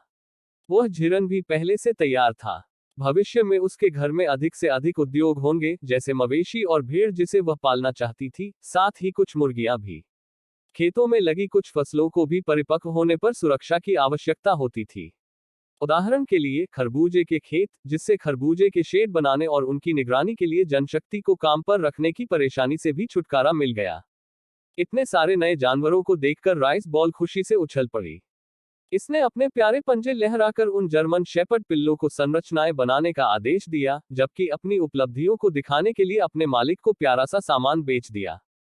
वह झिरन पहले ही राइस बॉल के आकर्षक आक्रमण का सामना करने में असमर्थ था। अब इसे सीधे चेहरे के साथ वहां पिल्लों को आदेश देते हुए देखकर खुशी से मिली संतुष्टि की भावना तुरंत उमड़ पड़ी। हालांकि इस बार वह जो चाहती थी वह यह नहीं था कि ये जर्मन शेपर्ड इतने अच्छे व्यवहार वाले हों।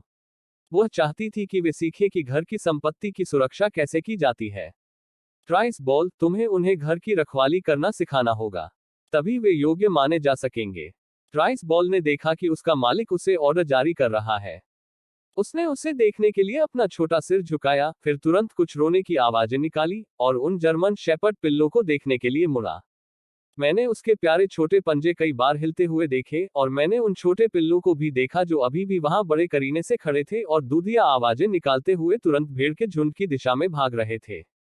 जो भेड़ें इत्मीनान से घास खा रही थी, उन्होंने मूल रूप से काले पिल्लों के एक समूह को अपनी ओर आते देखा और तुरंत सभी दिशाओं में भागने लगी। हालांकि राइस बॉल द्वारा अगला आदेश जारी करने के बाद पिल्लों ने तुरंत भागती हुई भीड़ को घेर लिया और घेरा छोटा होता गया। 100 जर्मन शेपर्ड पिल्लों ने भीड़ को कसकर घेर लिया। जैसे ही कोई भीड़ भागना चाहती, कुत्ता तुरंत उसे रोक देता। वह झिरन जानता था कि राइस बॉल ने इन कुत्तों को प्रशिक्षित करने का यह पहला कदम था। वह बदलाव देखती रही। निश्चित रूप से राइस बॉल के एक और अजीब रोने के बाद पिल्ले फिर से बदल गए, भौंकने लगे और हमला करने के लिए भीड़ के झुंड की ओर दौड़ पड़े। जैसे ही वह झिरन भीड़ के झुंड की सुरक्षा के बारे में थोड़ा चिंतित था, राइस बॉल ने फिर से एक और आदेश जारी किया और वे कुत्ते आज्ञाकारी रूप से अपने मूल स्थानों पर लौट आए। भीड़ें सुरक्षित थीं। इस तरह राइस बॉल ने अंततः रुकने से पहले उन कुत्तों को अनगिनत बार आगे पीछे प्रशिक्षित किया। वह अपने छोटे पैरों से अपने मालिक की ओर इस तरह चल रहा था मानो दिखावा कर रहा हो, लगातार हम की आवाजें निकाल रहा हो। वह झिरन जानता था कि छोटे लड़के ने सफलतापूर्वक अपना कार्य पूरा कर लिया है। उसका पेट अब पहले से ही बहुत ध्यान देने योग्य था। वह थोड़ा सा बगल की ओर झुक गई और घास पर बैठ गई और राइस बॉल के फूले हुए सिर को धीरे से सहलाने लगी। राइस बॉल आज बहुत अच्छी बनी है, मैं तुम्हें स्वादिष्ट भोजन से पुरस्कृत करूंगा। जैसे ही वह बोली, हे झिरन के विचार पहले से ही बदल गए थे, और उसने इसके लिए राइस बॉल का पसंदीदा दूध का कटोरा तैयार किया, साथ ही कई कोमल बांस के अंकुर, छोटे सेब और भी बहुत कुछ। सामने स्वादिष्ट भोजन के साथ छोटे आदमी को अचानक महसूस हुआ कि मालिक की खुशबू अब खत्म हो गई है, और खुशी से उसका आनंद लेने के लिए उछल पड़ा। निस्संदेह वे नए छोटे पिल्ले भी भविष्य में उसके लिए बहुत मददगार होंगे, और उन्हें उपेक्षित नहीं किया जाना चाहिए। उन्होंने झिरन ने गोदाम से कुछ सामग्रियां निकाली और उन्हें ऑपरेशन टेबल पर पौष्टिक और स्वादिष्ट कुत्ते के भोजन में संसाधित किया। इतना ही नहीं, उसने माना कि पिल्ले बड़े हो रहे थे और उसने ताओबाओ ट्रेजर में बड़ी संख्या में पालतू विटामिन और अन्य पोषण संबंधी उत्पाद भी खरीदे। भोजन देखकर पिल्ले खुशी से दौड़ पड़े। उनकी उग्र उपस्थिति कुछ ऐसी थी जिसका राइस बॉल मुकाबला नहीं कर सकता था। अब जब घर की रखवाली की समस्या हल हो गई है, तो बस इन पिल्लों के 5 दिनों में वयस्क होने की प्रतीक्षा करें और उन्हें बाहर निकालने का मौका ढूंढें। उसने झिरन ने समय देखा। वह कुछ समय तक अंतरिक्ष में रही थी। उसने बस थोड़ा सा सफाई की और अपने कमरे में दिखाई दी।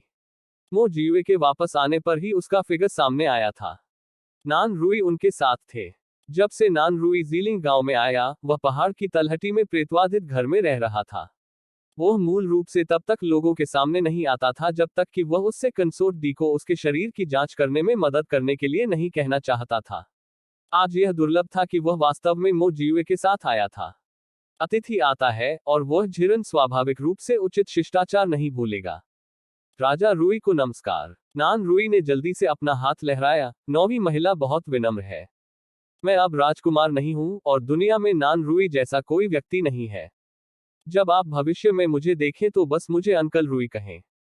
वह झिरन शुरू से ही एक भावुक व्यक्ति नहीं था, बहुत सारे नियमों को पसंद करना तो दूर की बात है।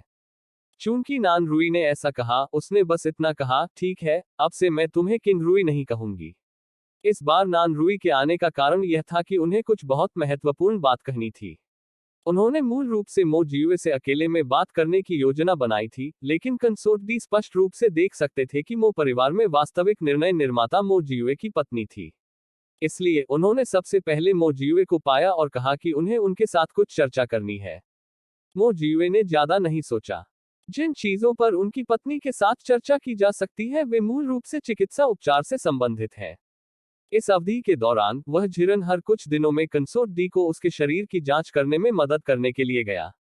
जैसे जैसे उन्होंने और संपर्क किया, उन्होंने पाया कि नान रुई और उसकी मां का वास्तव में मो परिवार को नुकसान पहुंचाने का कोई इरादा नहीं था, और उनके खिलाफ उनकी शिकायतें धीरे धीरे कम हो गईं। क्या अंकल रुई चाहते हैं कि मेरी पत्नी डॉक्टर को दिखाने में मदद करे? मो जियुए नहीं चाहते थे कि नान रुई के आने से उनकी पत्नी को भ्रूण के पोषण में देरी हो, इसलिए उन्होंने सीधे तौर पर पूछा।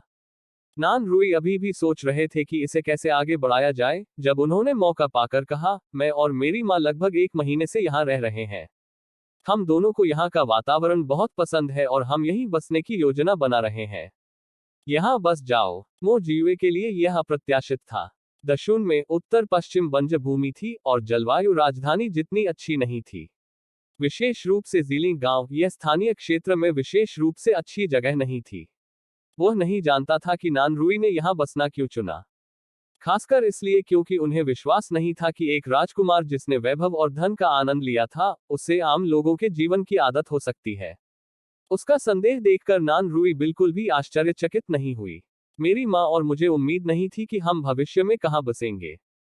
हाल ही में यहाँ रहने के बाद मुझे लगता है कि यहाँ के लोग बहुत सरल हैं। मेरी माँ को भी ओल्ड लेडी मो के साथ अच्छा व्यवहार मिलता है। उन्हें सप्ताह के दिनों में अकेलापन महसूस नहीं होगा, इसलिए मैं लंबे समय तक यहाँ रहने का इरादा रखती हूँ। नान रुई को यह कहते हुए सुनकर मो जियुए के दिल में फिर से संदेह पैदा हो गया। जीलिंग गांव मो परिवार का नहीं था। यदि नान रुई कंसोर्ट डे के साथ यहाँ लंबे समय तक रहना चाहता था, तो वह सीधे घर बनाने के लिए एक जगह चुन सकता था, या ग्रामीणों से एक उपयुक्त यार्ड खरीद सकता था। उनके साथ आकर इस पर चर्चा करने की कोई जरूरत नहीं थी। यह देखकर कि मो जियुए ने अभी भी कोई जवाब नहीं दिया, नान रुई ने आगे कहा, मैं देख रहा हूं कि आपके मो परिवार का यार्ड अच्छी तरह से बना हुआ है और मैं यह भी जानता हूं कि हुकांग इसे प्रबंधित करने में मदद कर रहा है। मैं आज आप दोनों को यह पूछने के लिए ढूंढने आया था कि क्या आप हुकांग से मेरे लिए ऐसा यार्ड बनाने में मदद करने के लिए कह सकते हैं। बेशक, मैं खुद सरकार से साइट खरीद सकता हूँ। यही इस बात का मूल कारण था कि नान रुई मो जियुए जोड़े को खोजने क्यों आई थी। पिछले कुछ दिनों में मो जियुए का परिवार जिस आंगन का निर्माण कर रहा था, उसका आकार स्पष्ट रूप से देखा जा सकता था। आंगन की जगह को पहाड़ और पानी के बगल में चुना गया था और इसका डिजाइन सबसे समझदार लेकिन गर्म था जो उसने देखा था। यदि भविष्य में वह अपनी मां के साथ ऐसी जगह पर रह सके, कविताएं और पेंटिंग लिखते हुए अपने दिन बिता सके, तो यह एक आरामदायक जीवन होगा। जीरन ने उनकी बातें सुनकर तुरंत नान रुई के इरादे को समझ लिया। उसने पहले सोचा कि वह पहले ही हुकांग से बात कर चुका होगा। क्या भाई नान रुई ने भाई हुकांग से पहले ही पूछ लिया है? यह सुनकर नान रुई कुछ शर्मिंदा हुआ और उसने अपने होंठ भींचे। हाँ, मैंने इस मामले का उल्लेख हुकांग से किया था, लेकिन उन्होंने कहा कि निर्माण पद्धति पर कंसोट जिरान द्वारा शोध किया गया था, उन्होंने केवल निर्माण में मदद की थी। क्या मैं भी ऐसा आंगन बना सकता हूँ? यह कंसोट जिरान की राय के बाद ही पूछा जाएगा। तो यह ऐसा ही था। यह कभी भी रहस्य नहीं रहने वाला था कि चतुर्भुज आंगन को हे झिरन द्वारा डिजाइन किया गया था। संरचना बहुत सरल थी और कोई भी जानकार इसे एक नजर में समझ सकता था। केवल पानी की आपूर्ति, जल निकासी और हीटिंग के बारे में अकेले हुकांग को पता था, बाहरी लोग इसे देखकर भी नहीं सीख पाएंगे। हुकांग एक साधारण व्यक्ति थे। उसका मानना कि ये हे झिरन की संपत्ति है और यदि मालिक उनसे लाभ कमाना चाहता है, तो उसके माध्यम से रहस्य का लीक होना चोरी होगी। इसलिए जब नान रुई ने उनसे संपर्क किया तो उन्होंने सीधे मामले को मो जियुए जोड़े के पास भेज दिया। वो निर्माण में मदद कर सकता है, लेकिन उसके लिए घर के मालिकों की सहमति होनी चाहिए। यही कारण है कि नान रुई मो जियुए जोड़े से परामर्श करने आए थे। जिलिंग गांव मो परिवार से संबंधित नहीं था, इसलिए मो जियुए और हे झिरन को स्वाभाविक रूप से नान रुई द्वारा यहां घर बनाने पर कोई आपत्ति नहीं थी। क्या आपने घर बनाने के लिए कोई स्थान चुना है? यह पूछने पर नान रुई अजीब तरह से मुस्कुराए। अब मैं जिस स्थान पर रह रहा हूं वह काफी अच्छा है, पहाड़ की तलहटी में और साफ वातावरण वाला। मैंने सुना है कि आपने वह जमीन खरीदी है, क्या मैं पूछ सकता हूं कि क्या आप इसे मुझे हस्तांतरित कर सकते हैं? उन्होंने झिरन ने बिना कुछ सोचे समझे इसे अस्वीकार कर दिया। मुझे डर नहीं है, नान रुई। मेरे पास उस जगह के लिए पहले से ही योजनाएं हैं, इसे आपको बेचने से वे विफल हो जाएंगी। वह स्थान था जिसे जीरान ने मवेशियों और भेड़ों के चरागाहों के लिए चुना था। प्रेतवाधित घर का स्थान मवेशियों का शेड था। यदि कंसोर्ट डी वहां अपना स्वास्थ्य ठीक नहीं कर रही होती, तो मो जियुए ने बहुत पहले ही इमारत को ध्वस्त कर दिया होता। उन्होंने सोचा कि कई मामलों को देखते हुए इसे ध्वस्त करने की कोई जल्दी नहीं है, वे वास्तव में समय आने पर इसे नान रुई के साथ ला सकते हैं। उन्हें उम्मीद नहीं थी कि उसे वह जगह पसंद आ गई होगी और वह उसे खरीदना चाहता है। वह झिरन औचित्य की खातिर अपनी योजनाओं से समझौता नहीं करेगी। नान रुई अस्वीकृति से नाराज नहीं थे। मो परिवार की योजनाओं को देखते हुए सबसे पहले उसे अनुरोध करना अजीब लगा। किसी बाहरी व्यक्ति के लिए खरीदी गई जमीन के बड़े हिस्से के बीच रहना अजीब लगेगा। हालांकि उसे वह जगह सचमुच बहुत पसंद आई, खासकर पहाड़ी पर हरे भरे अज्ञात फलों के पेड़ जिनमें फूल और फल लगे थे, उन्हें देखने से ही एक निश्चिंत आनंद का एहसास होता था। नान रुई ने यह भी सोचा कि मो परिवार के करीब होने से भविष्य में घूमना फिरना अधिक सुविधाजनक हो जाएगा। उसने कभी भी बुथा घर खरीदने में सफल होने की उच्च उम्मीदें नहीं रखी, बस कोशिश किए बिना हार मानने में कुछ अनिच्छा महसूस हुई। चूंकि वे असहमत थे, इसलिए स्वाभाविक रूप से वह जोर नहीं देंगे। उस स्थिति में मैं गांव में चारों ओर देखने जाऊंगा, यह देखने के लिए कि क्या घर बनाने के लिए कोई उपयुक्त जगह है। किसी भी हालत में उसने अब से यहीं रहने की ठान ली थी। बहुत अच्छा, बस गांव में एक उपयुक्त स्थान की तलाश करें। मैं हुकांग को बता दूंगा, अगर वह आपका घर बनाने में मदद करने को तैयार है, तो हमें कोई आपत्ति नहीं है। उन्होंने झिरन ने स्वयं इसका विरोध नहीं किया, लेकिन वह हुकांग के लिए भी निर्णय नहीं ले सकी। थे झिरन को यह कहते हुए सुनकर नान रुई को भी कुछ हद तक राहत महसूस हुई। उसे घर की खरीद को इतने निर्णायक रूप से अस्वीकार करते हुए देखकर उसने सोचा कि वे उतने मिलनसार नहीं होंगे जितनी कल्पना की गई थी। उन्हें उम्मीद नहीं थी कि वे निर्माण में मदद के लिए आसानी से सहमत हो जाएंगे। चूंकि ऐसा है, मैं तुम्हें और परेशान नहीं करूंगा और तुरंत गांव के चारों ओर जाकर देखूंगा कि कोई उपयुक्त जगह है या नहीं। जहां तक कान की बात है, उन्हें विश्वास था कि वह उन्हें मना लेंगे। मो परिवार को छोड़ने के बाद नान रुई सीधे झाओ परिवार ग्राम प्रमुख के घर गए। हालांकि वह कभी भी आम लोगों के बीच नहीं रहे, हाल के अवलोकनों के माध्यम से उन्होंने कई मामलों को भी समझा। गांव में संपत्ति खरीदने के लिए ग्राम प्रधान से मदद मांगना सबसे उपयुक्त था। मो जीवे और हे झिरन को नान रुई द्वारा घर खरीदने की कोई चिंता नहीं थी, अब उन्हें सबसे ज्यादा चिंता अपनी बेटी मो हन्यू की शादी की थी। यह कहना होगा कि मेंग हुआइनिंग वास्तव में एक पत्नी को घर लाने के लिए अधीर थी। वे 3 दिनों के लिए सहमत हुए, फिर भी वह केवल 2 दिनों के बाद उससे शादी करने के लिए कहने आया। मेंग हुआइनिंग इस समय बिल्कुल भी शांत नहीं थी। वह न केवल यूनचेंग से दियासलाई बनाने वाला लाया, बल्कि उसने ड्रम और घंटियों के साथ एक बैंड भी किराए पर लिया। गांव के प्रवेश द्वार से गड़गड़ाहट की आवाज स्पष्ट रूप से सुनी जा सकती थी। ग्रामीण तमाशा देखने के लिए एक के बाद एक बाहर आए, लेकिन उन्होंने बहुत करीब जाने की हिम्मत नहीं की, केवल देखने के लिए अपनी गर्दनें टेढ़ी कर ली।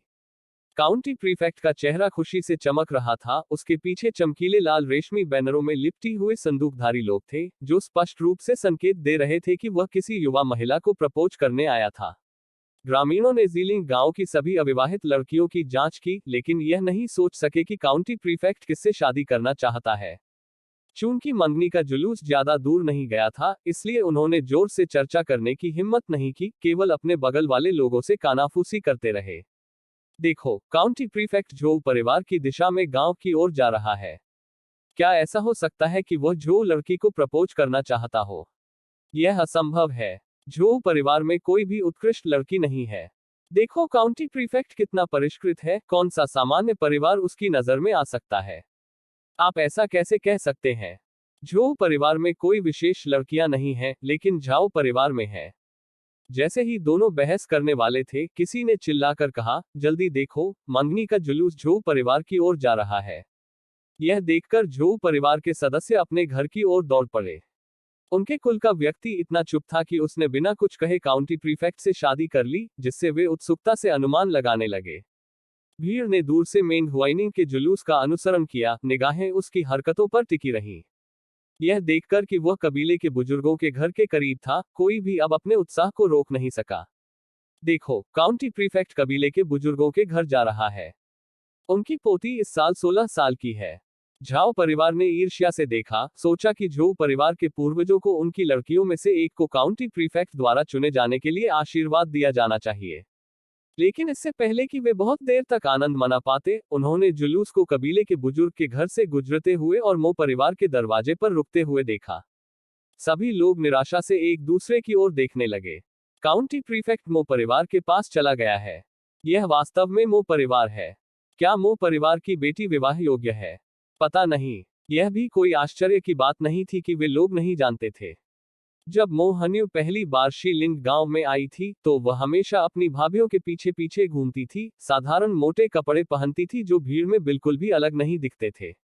यहाँ बसने के बाद वह मूल रूप से कभी भी सामने या पीछे के दरवाजे से बाहर नहीं गई, और जब वह हाल ही में औषधीय क्षेत्रों की देखभाल के लिए बाहर गई, तो उसे अपनी त्वचा के झुलसने का भी डर था और उसने खुद को कसकर लपेट लिया था।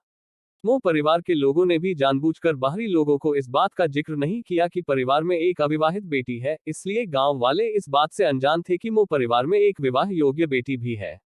यह देखकर कि काउंटी मजिस्ट्रेट इतने हाई प्रोफाइल तरीके से मो परिवार के पास गए थे, भले ही वे अभी भी मो परिवार की स्थिति के बारे में स्पष्ट नहीं थे, वे मदद नहीं कर सके लेकिन तथ्यों पर विश्वास कर सके। मेंग हुआइनिंग को नहीं पता था कि उनके हाई प्रोफाइल प्रस्ताव ने ग्रामीणों के बीच अनगिनत अनुमान पैदा कर दिए हैं। इस समय वह इतना घबराया हुआ था कि उसके माथे पर पसीना आ रहा था। जब वह मो परिवार के दरवाजे पर पहुंचे, तो मेंग हुआइनिंग ने ड्रम और संगीत को रोकने के लिए अपना हाथ लहराया। इसके बाद वह मो परिवार के आंगन में चला गया, उसके पीछे पीछे वह मुस्कुराता हुआ मैचमेकर भी आया जिसे उसने आमंत्रित किया था। सगाई के उपहार बक्सों को भी यमन धावकों द्वारा व्यवस्थित तरीके से यार्ड में ले जाया गया। हुआ यूं कि आज वह दिन था जब मो परिवार के नए घर में छत की रिज लगाई जाने वाली थी। मो परिवार के सभी सदस्य इसे देखने के लिए वहां गए थे, यहां तक बड़े भाई, जो यमन में एक आधिकारिक पद पर थे, ने आज घर पर रहने के लिए छुट्टी ले ली थी। चौथे बड़े भाई के अलावा, जिसकी गतिशीलता सीमित थी, घर पर कोई और नहीं था। बाहर हंगामा पहले ही सुनने के बाद, मो शियुयान दुर्भाग्य से अभी भी बिस्तर से बाहर नहीं निकल सका और इधर उधर नहीं चल सका। वह अपने कमरे से केवल जोर से चिल्ला सका, कौन है? मेंग हुआइनिंग को पता था कि मो परिवार के नए घर की छत का रिज आज स्थापित किया जा रहा है। वो इस जीवंत कार्यक्रम में शामिल होने के लिए विशेष रूप से प्रस्ताव देने के लिए जानबूझकर एक दिन पहले आया था। वो अक्सर मो परिवार से मिलने जाता था और वो इस बात से अपरिचित नहीं था कि मो परिवार के सदस्य कहाँ रहते हैं, आवाज कहाँ से आई। इसके आधार पर वह अनुमान लगा सकता था कि यह चौथा बड़ा भाई बोल रहा था। चूंकि उसकी गतिशीलता सीमित थी, इसलिए उसके लिए पुकारना सामान्य बात थी। तो मेंग हुआइनिंग ने तुरंत चौथे बड़े भाई का दरवाजा खटखटाया और कहा, चौथे बड़े भाई, यह मैं हूँ, मेंग हुआइनिंग। मैं आज विशेष रूप से यंग लेडी मो को शादी का प्रस्ताव देने के लिए आई हूँ। हालांकि चौथे बड़े भाई ने मो हन्यू के विवाह मामले की चर्चा में भाग नहीं लिया था, लेकिन उसकी पत्नी ने उसे वह सब कुछ बताया था जो उसने सुना था। इस प्रकार चौथे बड़े भाई को भी इस मामले के बारे में पता था। हालांकि मेंग हुआइनिंग के साथ उनकी ज्यादा बातचीत नहीं थी, लेकिन अगर माँ इस व्यक्ति पर कृपा दृष्टि रखती हैं, तो उनका चरित्र अच्छा होना चाहिए। बड़े भाई मेंग, कृपया अंदर आए, उन्होंने पुकारा। मेंग हुआइनिंग शिष्टाचार पर कायम नहीं रही और प्रवेश करने के लिए दरवाजे को धक्का दिया। उसने सबसे पहले चौथे बड़े भाई की ओर मुठियां तानी। क्या मैं चौथे बड़े भाई के आराम में खलल डाल रहा हूँ? चौथे बड़े भाई ने हाथ हिलाया। नहीं नहीं, बड़े भाई मेंग, कृपया बैठिए। मेंग हुआइनिंग प्रपोज करने के लिए आए थे और उनका लंबे समय तक रुकने का कोई इरादा नहीं था, क्योंकि वह यहाँ केवल चौथे बड़े भाई से मिलने के लिए शिष्टाचारवश आए थे। चौथे बड़े भाई, परिवार के सभी सदस्य कहाँ गए हैं? उसने पूछा। चौथे बड़े भाई को अतीत में अपनी पत्नी से विवाह करते समय स्वयं इस प्रक्रिया से गुजरना पड़ा था। वह व्यक्तिगत रूप से प्रस्ताव उपहार देने गए और उस समय भी कुछ हद तक घबराए हुए और अधीर महसूस कर रहे थे। इसलिए वह मेंग हुआइनिंग की वर्तमान मनोदशा के प्रति सहानुभूति रख सकता था। वे सब वहां नए घर में गए हैं, आज छत की मुंडेर स्थापना समारोह है। मेंग हुआइनिंग ने फिर से अपनी मुट्ठी बांधी। मुझे सूचित करने के लिए चौथे बड़े भाई को बहुत धन्यवाद, मैं अब सभी को ढूंढने के लिए वहां जाऊंगा। इस समय उसकी इच्छा थी कि वह प्रस्ताव को तुरंत पूरा कर दे ताकि उसके दिल को राहत मिले। बोलने के बाद मेंग हुआइनिंग सीधे कुछ लोगों को मो परिवार के नए घर में अपने पीछे ले गई। नया घर गांव में किराए के आंगन से काफी दूरी पर था और वहां का दृश्य असाधारण रूप से जीवंत था। मो जियुए की अच्छी सुनने की क्षमता के बावजूद उन्होंने प्रस्ताव पार्टी के ड्रम और संगीत नहीं सुने। पांचवें बड़े भाई ने पहले ही पटाखे लटका दिए थे। छठा बड़ा भाई माचिस जलाकर नीचे खड़ा था और पटाखे जलाने के लिए शुभ समय का इंतजार कर रहा था। छत के रिज स्थापना समारोह को देखने के लिए परिवार की सभी महिला सदस्यों की भीड़ सामने ओल्ड लेडी मो के आसपास थी। मो जियुए महिलाओं के पीछे खड़ा था। उसने एक हाथ से हे झिरन का हाथ पकड़ा और दूसरे हाथ से उसकी कमर को सहारा दिया, इस डर से कि कहीं घनी भीड़ के बीच उसकी पत्नी को कुछ न हो जाए। आठवां बड़ा भाई व्यवस्था बनाए रखने के लिए जिम्मेदार समूह में सबसे पीछे खड़ा था। जब वह मुड़ा तो उसने मेंग हुआइनिंग को कुछ यमन धावकों के साथ आते देखा। वह जानता था कि मेंग हुआइनिंग पिछले कुछ दिनों से उसकी छोटी बहन को प्रपोज करने की तैयारी में व्यस्त थी। वह यामीन पर ज्यादा दिखाई भी नहीं दिया था, इसलिए आठवें बड़े भाई को यह स्पष्ट नहीं था कि वह आज क्यों भागा था। आठवां बड़ा भाई आगे आया। बड़े भाई मेंग, आप आज क्यों आए? उसे याद आया कि उसने उसे परिवार के छत रिज समारोह में आमंत्रित नहीं किया था। हालांकि मेंग हुआइनिंग अक्सर मो परिवार से मिलने जाती थी, लेकिन वह यहाँ मो परिवार के नए घर में कभी नहीं गई थी। जैसे ही वह अंदर गया, वह कई अलग अलग इमारतों की असामान्य आकृतियों से आकर्षित हो गया। यदि वह अभी भी अपने दिल में बड़े मामले को अंतिम रूप देने के बारे में नहीं सोच रहा था, तो वह निश्चित रूप से इन विदेशी घरों को ध्यान से देखने के लिए घूमता। अपने भावी बड़े बहनोई को व्यक्तिगत रूप से उनका स्वागत करने के लिए आते देख मेंग हुआइनिंग कुछ कदम आगे बढ़ी। आठवें बड़े भाई, मैं आज शादी का प्रस्ताव रखने आया हूँ। जब दोनों बात कर रहे थे, छठे बड़े भाई ने पहले ही छत की मुंडेर से अपनी तरफ लटके हुए पटाखों को जला लिया था। बहरा कर देने वाले तेज धमाकों ने सभी की बात करने की आवाज को दबा दिया, इसलिए मेंग हुआइनिंग और आठवें बड़े भाई ने बातें करना बंद कर दिया और दोनों छत की ओर देखने लगे। छत का रिच समारोह जटिल नहीं था। पटाखे जलाने के बाद हुकांग ने मो परिवार को कुछ शुभ शब्द कहे। फिर उन्होंने श्रमिकों को प्रतीकात्मक रूप से छत के रिच को हथौड़ों से कुछ बार थपथपाने का निर्देश दिया और समारोह पूरा माना गया। प्राचीन समय में छत के रिच समारोह में रिश्तेदारों और दोस्तों के मनोरंजन की आवश्यकता होती थी। मो परिवार कोई अपवाद नहीं था। हालांकि वे यहाँ लंबे समय से नहीं थे, फिर भी उन्हें झो और झाओ दोनों परिवारों के ग्रामीणों का साथ मिला। उन्होंने स्वाभाविक रूप से चीजों को जीवंत बनाने के लिए फेंग और जी परिवारों को भी आमंत्रित किया। जहां तक मिंगरुई की बात है, बूढ़ी महिला मो ने देखा था कि उसके मन में मो हन्यू के लिए भावनाएं थी और उसका उसके साथ बहुत करीब आने का इरादा नहीं था। इस प्रकार उसने उसे सूचित नहीं किया। इसी तरह वह मो चौहान से जानती थी कि मेंग हुआइनिंग पिछले 2 दिनों से प्रस्ताव की तैयारी में बेहद व्यस्त थी, इसलिए उन्होंने निमंत्रण भी नहीं दिया। उन्हें यह उम्मीद नहीं थी कि मेंग हुआइनिंग उम्मीद से कहीं अधिक तेजी से तैयार हो गई थी और आज औपचारिक रूप से प्रपोज करने के लिए दौड़ पड़ी। समारोह खत्म होने के बाद दोपहर के लिए एक भोज तैयार किया गया। मो परिवार की महिलाएं मदद के लिए रसोई की ओर जाने वाली थी। जैसे ही हर कोई पीछे मुड़ा, उन्होंने मेंग हुआइनिंग को भीड़ के पीछे खड़ा देखा। मो परिवार के बोलने का इंतजार न करते हुए मेंग हुआइनिंग ने आगे बढ़ने और ईमानदारी से बधाई देने की पहल की। बधाई हो बधाई। कुछ विनम्र टिप्पणियों के बाद मेंग हुआइनिंग उत्सुकता से अपनी यात्रा के बिंदु पर पहुंची। मैं आज पहले से ही प्रस्ताव उपहार लेकर आया हूं और एक मैचमेकर को आमंत्रित किया है। ओल्ड लेडी मो, आपके लिए यंग लेडी मो को शादी का प्रस्ताव देना कब सुविधाजनक होगा? मेंग हुआइनिंग बस एक प्रश्न पूछ रहा था जिसका उत्तर उसे पहले से ही पता था। वह जानता था कि छत पर होने वाले समारोहों की प्रक्रिया आमतौर पर दोपहर के समय भोज की व्यवस्था करती है। मो परिवार के लोगों को इस समय ज्यादा व्यस्त नहीं होना चाहिए। अपनी बेटी की शादी के मामले को जल्द से जल्द अंतिम रूप देने के लिए उत्सुक बूढ़ी महिला मो ने निमंत्रण का इशारा किया और कहा, ऑफिशियल मेंग, आइए हमारे घर में इस बारे में बात करें। यह उनकी बेटी का जीवन भर का कार्यक्रम था। सभी बड़े भाइयों ने उदारतापूर्वक इसमें भाग लिया। यह देखकर कि मां मेंग हुआइनिंग के साथ घर वापस जाने और प्रस्ताव पर चर्चा करने के लिए सहमत हो गई थी, कई लोग भी उसके साथ चले। मो जियुए ने हे झिरन की सहायता की और समूह के पीछे चले गए। मो परिवार के घर वापस आकर वे सीधे ओल्ड लेडी मो के मुख्य हॉल में गए। तभी मेंग हुआइनिंग ने औपचारिक रूप से उन यमन धावकों को सगाई के उपहार बक्से अंदर ले जाने का निर्देश दिया। वह सम्मानपूर्वक खड़ा हुआ और कागजों का एक ढेर बूढ़ी महिला मो को सौंप दिया। सम्मानित बुजुर्ग, कृपया मेरे द्वारा यंग लेडी मो के लिए तैयार किए गए प्रस्ताव उपहारों की इस सूची को देखें। बूढ़ी औरत मो ने लापरवाही से उन्हें पलटा। वे सभी बढ़िया वस्तुएं थीं। उन्हें बढ़िया वस्तुएं कहने का अर्थ यह है कि वे यून सिटी मानकों के अनुसार अच्छे थे। राजधानी के सम्मानित अधिकारियों की नजर में उनकी कोई अहमियत नहीं होगी। बूढ़ी महिला मो अपने दिल में बहुत स्पष्ट थी कि मेंग हुआइनिंग एक अधिकारी के रूप में साफ सुथरी थी और उसके परिवार को भी सम्राट शुनवू द्वारा दबाया जा रहा था। उसके लिए इतना उदार विवाह उपहार तैयार करना पहले से ही आसान नहीं था। उनके कबीले से मदद अवश्य मिली होगी, अन्यथा मेंग हुआइनिंग के वेतन के साथ इस मानक का सगाई उपहार तैयार करना असंभव होता। वह अपनी बेटी की शादी कर रही थी, अपनी बेटी को बेच नहीं रही थी। राशि चाहे जो भी हो, सगाई का उपहार दूल्हे की ईमानदारी का प्रतिनिधित्व करता है। समय आने पर वह अपनी बेटी के दहेज के साथ उपहार भी वापस ले जाएगी। जब तक उसकी बेटी की अच्छी तरह से देखभाल की जाती, तब तक और कुछ मायने नहीं रखता। इसके अलावा ओल्ड लेडी मो ने लंबे समय से सांसारिक संपत्तियों को देखा था। यह रकम उसकी भावनाओं की निशानी मात्र थी। यदि वह वास्तव में चाहती थी कि उसकी बेटी वैभव और धन में रहे, तो वह उसकी शादी तांग मिंगरुई से कर सकती थी। तांग मिंगरुई का व्यवसाय वर्तमान में फल फूल रहा था, मेंग हुआइनिंग की तुलना में कहीं अधिक अच्छा। बूढ़ी महिला मो के चेहरे पर दयालु भाव थे क्योंकि उसने धीरे से सगाई के उपहारों की सूची अपने बगल की मेज पर रख दी थी।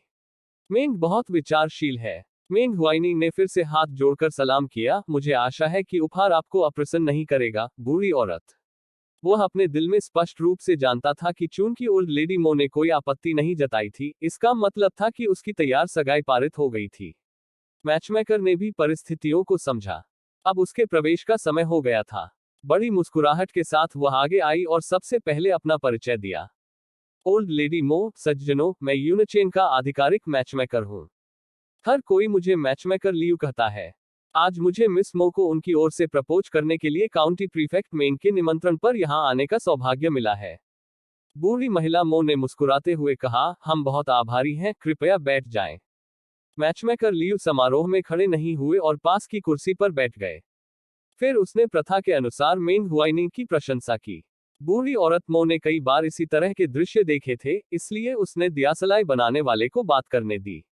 काफी देर के बाद मैचमेकर लियू आखिरकार मुख्य मुद्दे पर पहुंच गए। चूंकि ओल्ड लेडी मो को कोई आपत्ति नहीं है, तो मुझे मिस मो की जन्म तिथि और समय लेने की अनुमति कैसे दी जाए ताकि मैं खुशहाल जोड़े के लिए एक शुभ तारीख का चयन कर सकूं। शादी की तारीखों के बारे में बात करते हुए बूढ़ी महिला मो का मैचमेकर की बात पूरी तरह से सुनने का कोई इरादा नहीं था, क्योंकि वह चिंतित थी। क्या हम स्वयं तारीख निर्धारित कर सकते हैं? उसके शब्दों से ऐसा लग रहा था जैसे वह पूछ रही हो, लेकिन वास्तव में वह मैचमेकर को सूचित कर रही थी कि वह शादी की तारीख खुद तय करेगी। दियासलाई बनाने वाला स्पष्ट रूप से आश्चर्यचकित था। वह इतने सालों से इस व्यवसाय में थी, फिर भी यह पहली बार था जब उसका सामना इस तरह से हुआ। हालांकि वह बोधगम्य थी। वह देख सकती थी कि ओल्ड लेडी मो का चरित्र दबंग और रौबदार था, इसलिए उसे उकसाने की हिम्मत नहीं हुई। इसके अलावा प्रीफेक्ट मेंग ने पहले ही कहा था कि जब तक शादी हो सकती है, बाकी सब ठीक है। उसे किसी की खुशी की कीमत पर हर रीति रिवाज का पालन करने की जिद नहीं करनी चाहिए। ओहो, यह भी बुरा नहीं है। क्या ओल्ड लेडी के मन में कुछ अच्छी तारीखें हैं? पिछले कुछ दिनों से जब भी बूढ़ी महिला मो को खाली समय मिलता था, वह चंद्र कैलेंडर देखती थी। उसने पहले ही कई अच्छी तारीखें चुन ली थी। सबसे खास बात यह है कि ये सभी तारीखें जुलाई से पहले की थी। अगर यह शादी होती है तो मेरी योजना है कि मेंग जुलाई से पहले हान यू को अपनी पत्नी के रूप में ले ले। बूढ़ी महिला मो ने मेंग हुआइनिंग से यह बात कही। इस तरह के मामलों के लिए केवल मेंग हुआइनिंग के समझौते का कोई महत्व था। मेंग हुआइनिंग को नहीं पता था कि ओल्ड लेडी मो रीति रिवाजों की उपेक्षा करेगी और संभावित शादी की तारीखों का सुझाव देने की पहल करेगी। हालांकि वह उसके कारणों को नहीं जानता था, लेकिन उसका मानना कि ओल्ड लेडी मो के अनुभव और ज्ञान को देखते हुए वह अच्छे कारण के बिना ऐसा अनुरोध नहीं करेगी। बेशक उन्हें भी दूसरों के निजी मामलों में ताक झांक करने की आदत नहीं थी। इसके अलावा शादी की तारीखों का मुद्दा भी उनके लिए कोई समस्या नहीं थी। वास्तव में जितनी जल्दी वह अपनी प्रेमिका को अपनी पत्नी के रूप में स्वीकार कर सके, उतना बेहतर होगा। मेंग हुआइनिंग गंभीरता से खड़ी हुई। चूंकि आप बड़ी हैं, बूढ़ी औरत, आप जो भी निर्णय लेंगी वही होगा। यह देखकर कि संबंधित पक्ष ने बात कर ली है, दियासलाई बनाने वाला भी खड़ा हो गया। बुढ़िया के पास अच्छी दूरदर्शिता है। मैं भी यही बात कहने वाला था। यह वर्ष एक लीप वर्ष है, इसलिए केवल पहले भाग में ही शुभ दिन है। दूसरा भाग शादियों के लिए उपयुक्त नहीं है। उसकी बातें सुनने में सुखद थी और इससे मो परिवार के सदस्यों और मेंग हुआइनिंग को आराम मिला। बूढ़ी महिला मो ने संतोषजनक ढंग से सिर हिलाया और पूछा, चूंकि मैचमेकर लियू ऐसा कहते हैं, क्या इस साल जुलाई से पहले कोई अच्छी तारीखें हैं? इस कार्य क्षेत्र में एक व्यक्ति के रूप में मैचमेकर लियू ने शुभ पीले कैलेंडर की तारीखों को अपने हाथ के पिछले हिस्से की तरह याद कर लिया था। अभी अप्रैल है। पीले कैलेंडर में द 26th of April है। द 8th of May 12 जून भी है। बूढ़ी महिला मो ने जब मैचमेकर द्वारा बताई गई तारीखें सुनी तो वह खुद ही हंस पड़ी। ये वही थे जो उसने पीले कैलेंडर में पाए थे। चूंकि मैचमेकर की राय उसके साथ मेल खाती थी, इसलिए उसे और कुछ भी सवाल करने की जरूरत नहीं थी। केवल एक ही चीज बची थी कि वर और वधू की जन्म कुंडली का उपयोग करके यह निर्धारित किया जाए कि क्या वे असंगत हैं। जब तक परिणाम बहुत अशुभ न हो, वे इसकी भरपाई के लिए एक अच्छी तारीख चुन सकते थे। मैचमेकर लियू ने पहली बार किसी परिवार को अपनी बेटी की शादी के लिए इतना उत्सुक देखा था। वह यह भी देख सकती थी कि काउंटी प्रीफेक्ट ऐसा करने से बहुत खुश था। इस प्रकार उसने अब अपनी राय नहीं दी और चुपचाप एक तरफ बैठ गई और उनकी अनुकूलता की गणना करने के लिए दूल्हा और दुल्हन के चार्ट पर जन्म के वर्षों और समय का उपयोग किया। मो परिवार और मेंग हुआइनिंग ने भी कुछ और नहीं कहा, चुपचाप मैचमेकर के निष्कर्ष की प्रतीक्षा कर रहे थे। काफी देर तक लिखने पढ़ने के बाद मैचमेकर लियू की अभिव्यक्ति और अधिक खुश होती गई। उसने चार्ट नीचे रख दिया और उत्साह से खड़ी हो गई। आपको बधाई, प्रीफेक्ट मेंग, और आपको, बूढ़ी महिला। दूल्हा और दुल्हन के चार्ट स्वाभाविक रूप से मेल खाते हैं। यह बस स्वर्ग में बनी शादी है। वह रुकी, फिर एनिमेटेड रूप से बोली, एक मैचमेकर के रूप में मेरे सभी वर्षों में यह पहली बार है जब मैंने ऐसे संगत चार्ट देखे हैं। यह मिलन हर मोड़ पर सुचारू रूप से चलेगा। भले ही कोई विशेष तारीख न चुनी जाए, फिर भी कोई समस्या नहीं होगी। इस पर सभी के चेहरों पर खुशी झलकने लगी। मेंग हुआइनिंग विशेष रूप से रोमांचित थी और बोली, अद्भुत। 3 बार। निस्संदेह मैचमेकर के शब्दों से उपस्थित सभी लोग प्रसन्न हुए। लेकिन ओल्ड लेडी मो अब भी चाहती थी कि फैसले पर अंतिम फैसला मेंग हुआइनिंग का हो। कम से कम इससे बहुत सारे रीति रिवाजों का उल्लंघन नहीं होगा, क्योंकि शादी की तारीख अंततः दूल्हे की पसंद थी। प्रीफेक्ट मेंग, आपको क्या लगता है कि हान यू को अपनी पत्नी के रूप में कब लेना अच्छा रहेगा? मेंग हुआइनिंग जल्द से जल्द मो हन्यू को अपनी पत्नी बनाना चाहती थी। उन्हें द 26th of April की तारीख सबसे ज्यादा पसंद थी। हालांकि यह पहले से ही अप्रैल के मध्य में था। उस तारीख तक केवल 10 दिन बचे थे, जिससे शादी की पर्याप्त तैयारी करने में बहुत जल्दबाजी होगी और मिस मो को थोड़ा झटका लगेगा। इसके अलावा उनकी शादी के लिए उनके बड़ों को समारोह की अध्यक्षता करने की आवश्यकता थी, जिसे इतने कम समय सीमा के भीतर व्यवस्थित करना असंभव था। इस पर विचार करने के बाद उन्होंने अस्थायी रूप से पूछा, बूढ़ी औरत द 12th of जून के बारे में क्या सोचती है। उनके मन में कई विचार थे। सबसे पहले उन्हें यूनचेंग में एक आवास खरीदना था। एक विवाहित व्यक्ति अपनी पत्नी के साथ सरकारी कार्यालयों में नहीं रह सकता था। एक निवास सुरक्षित करने के बाद उसे अपने प्रिय के लिए आरामदायक बनाने के लिए पुनर्सज्जा की आवश्यकता होगी। इस समय सीमा के साथ उसके पास अपने बड़ों को सूचित करने के लिए भी पर्याप्त समय होगा कि वे बिना किसी भीड़भाड़ के अपने विवाह समारोहों की अध्यक्षता करने के लिए आए। कुल मिलाकर यह सबसे उपयुक्त समय सीमा थी। जब तक यह जुलाई से पहले था, ओल्ड लेडी मो को कोई आपत्ति नहीं होगी। अच्छा, हम प्रीफेक्ट मेंग के सुझाव के अनुसार चलेंगे। द 12th of जून को आओ और हान यू को अपनी पत्नी के रूप में ले जाओ।